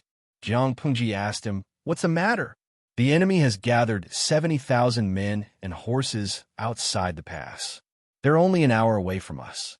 Jiang Pengji had just gotten out of bed and washed up. She heard the news before she even had breakfast. She said, "Nye Liang is really fast. Looks like he's pissed off by me." Jiang Pengji didn't sound worried at all. Instead, she was full of pride and joy. She had kept her god-slaying sword for a long time. Even though she saw blood yesterday, it wasn't satisfying enough. Today, the enemy took the initiative to come to her door. If she didn't accept it, she would be letting down Nye Liang's kindness. Quickly inform the whole army to prepare for battle. They had to fight a war, but they had to eat too. People were made of iron, and rice was made of steel. They would starve if they skipped a meal. Jiang Pengji seized the time to eat. Her breakfast consisted of 10 plain white steamed buns, a stack of pickled vegetables, and a salted fish. She had a big appetite. She only felt full after eating 10 plain white steamed buns with pickled vegetables and salted fish. Many people in the streaming room liked to watch her eat. Seeing her eat with such relish, they had the illusion that instant noodles had become a delicacy. She finished her breakfast in 5 minutes. Everyone arrived one after another. The enemy was coming aggressively. Jiang Pengji and the others didn't waste any time. They followed Qiguan Rang's plan and defended the pass. On the city wall, Jiang Pengji stepped on the battlement and looked at the vast expanse of darkness at the end of the horizon. Can't I really lead the troops out of the pass to fight them? Qiguan Rang said coldly. No. If my lord goes down, do you think the gate will be closed or open? If it was closed, would they stay on the city wall and watch their lord being imprisoned? If it was open, they could support their lord at any time. Wouldn't that be opening a convenient door for the enemy to break through? If they wanted to go down to defend the city, their lord was really hopeless. Sun Wan, who was beside her, also had an indescribable expression. Jiang Pengji refreshed his understanding of the word lord at any time. After thinking about it, his grandson was still the best. He was obedient. When the enemy attacked the city, he could focus on doing his job. Although Sun Lan and Fengyi were young, they were more reliable. Sun was very comforted. Jiang Pengji was chased off the city wall. She could only touch White's neck and sigh. My broadsword is hungry and thirsty. It can't withstand the little princess's prohibition. Dabai's hooves scraped against the ground, creating a shallow crater. Snorting was clearly a little anxious. Jiang Pengji kissed it and said, "You want to kill the enemy with me, right?" White barked like a human, as if agreeing with Jiang Pengji's words. The lifespan of a warhorse was limited. Its golden years were only a few years. When White was less than a year old, Lu Shi bought it and gave it to the original owner, Lu Shi. However, the original owner of the body liked to study and did not like to wear a military uniform. As a descendant of a warhorse, White could only be led to pull a carriage. After that, followed Jiang Pengji and accompanied her on her expeditions. White's ferocious nature was completely liberated. Midway through, she got pregnant and went offline for a few years. Now that she had finally returned to the battlefield, she was not satisfied. White acted coquettishly towards Jiang Pengji, barking and licking her. He looked like he was clinging to her. Jiang Pengji could not resist White's enthusiasm. She could only smile and promise to bring it along in the next battle. It's hard to forget the beauty's grace. As a horse's beauty, White's enthusiasm was indeed not something an ordinary person could withstand. At the same time, the main force of the Nya army was very close to Zhanjiang Pass. Looking at the densely packed enemy on the city wall, the general of the Nya army suddenly felt a sense of heroism. Get into formation! Even though his lord, Nielyang, had given the order to feign an attack to test the enemy, he also hoped that Jiang Pengji would suffer some losses in today's battle. How are the preparations on the city wall? The city wall was a chaotic place. Jiang Pengji could guarantee her own safety, but Qiguan Rang and the others would not allow her to take risks. Therefore, she could only temporarily stay at the back and understand the situation at the front line through the messenger. Since she knew that they had to defend the pass, Jiang Pengji ordered people to build trenches and temporary barricades outside Zhanjiang Pass to assist in defending the city. The messenger said the military counselor said that everything is ready. Jiang Pengji asked again, how many archers did the enemy bring? How many weapons do they have? Zhongzhao's military force had always been the strongest among the 5 countries. Whether it was the quality of the soldiers, combat power, or the technical level of the weapons, they surpassed the other 4 countries. This was also the main reason why Zhongzhao could intimidate the other countries. After Zhongzhao was destroyed, the Nye family successively recovered various places and took over the military forces left behind by the royal family of Zhongzhao. Their overall strength could not be underestimated. Even if it was a feint, Jiang Pengji would not let down her guard. The messenger was prepared and answered in detail. Jiang Pengji took a deep breath.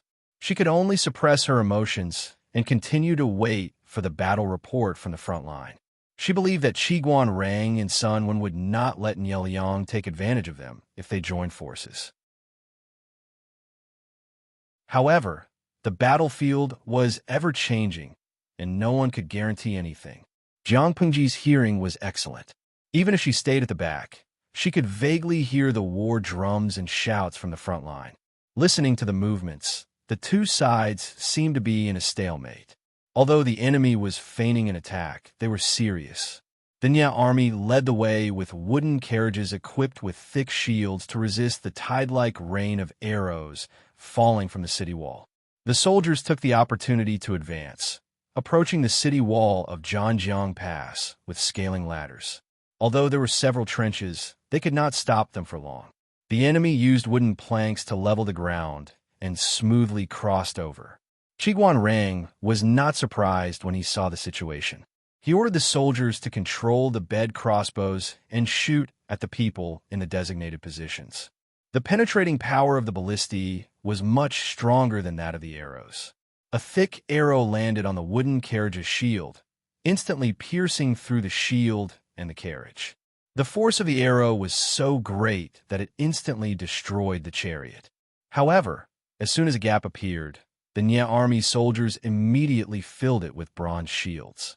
Qiguan Rang said, "How are the rolling stones and burning oil?" The deputy general said, "Everything is ready. Don't worry, military counselor." Qiguan Rang was not under much pressure. The enemy's advance was not fast. The situation on Sun Wen's side was similar. After the two sides fought for a while, the general of the Nya army realized something was wrong. He realized that the enemy's archery was terrifyingly accurate, especially those thick arrows. They had a long range, great strength, and high accuracy. These were not enough to make him feel afraid, but the enemy's combat power was beyond his expectations. The communication was too backward. The distance between Dongqing and Zhongzhou was not close. Even if Niel Yang made Jiang Pengji the #1 enemy to pay attention to, the speed of gathering information between the two places could not keep up with the speed of upgrading the woodworking workshop. Fighting a war was not only about manpower and logistics, but also about the level of technology. In the past, because everyone's level was low, the difference could not be seen. Now it was different. Jiang Pengji spent a huge amount of money on the woodworking workshop every year. If Zhang Ping and the others did not give her some real goods, would she give up? Because of the inconvenience of communication, the information held by the two families was not equal. Of course, not every soldier could be equipped with sophisticated equipment, such as crossbows. Jiang Pingji did not have that much money. You're tuning in to the Romance Rendezvous YouTube channel. We're so grateful for your support, and don't forget to subscribe to join us on this incredible journey through captivating stories. Your generosity through donations truly makes a world of difference, as it's the primary source of revenue that allows me to expand and enhance this channel for you. Thank you from the bottom of my heart for being a part of this adventure.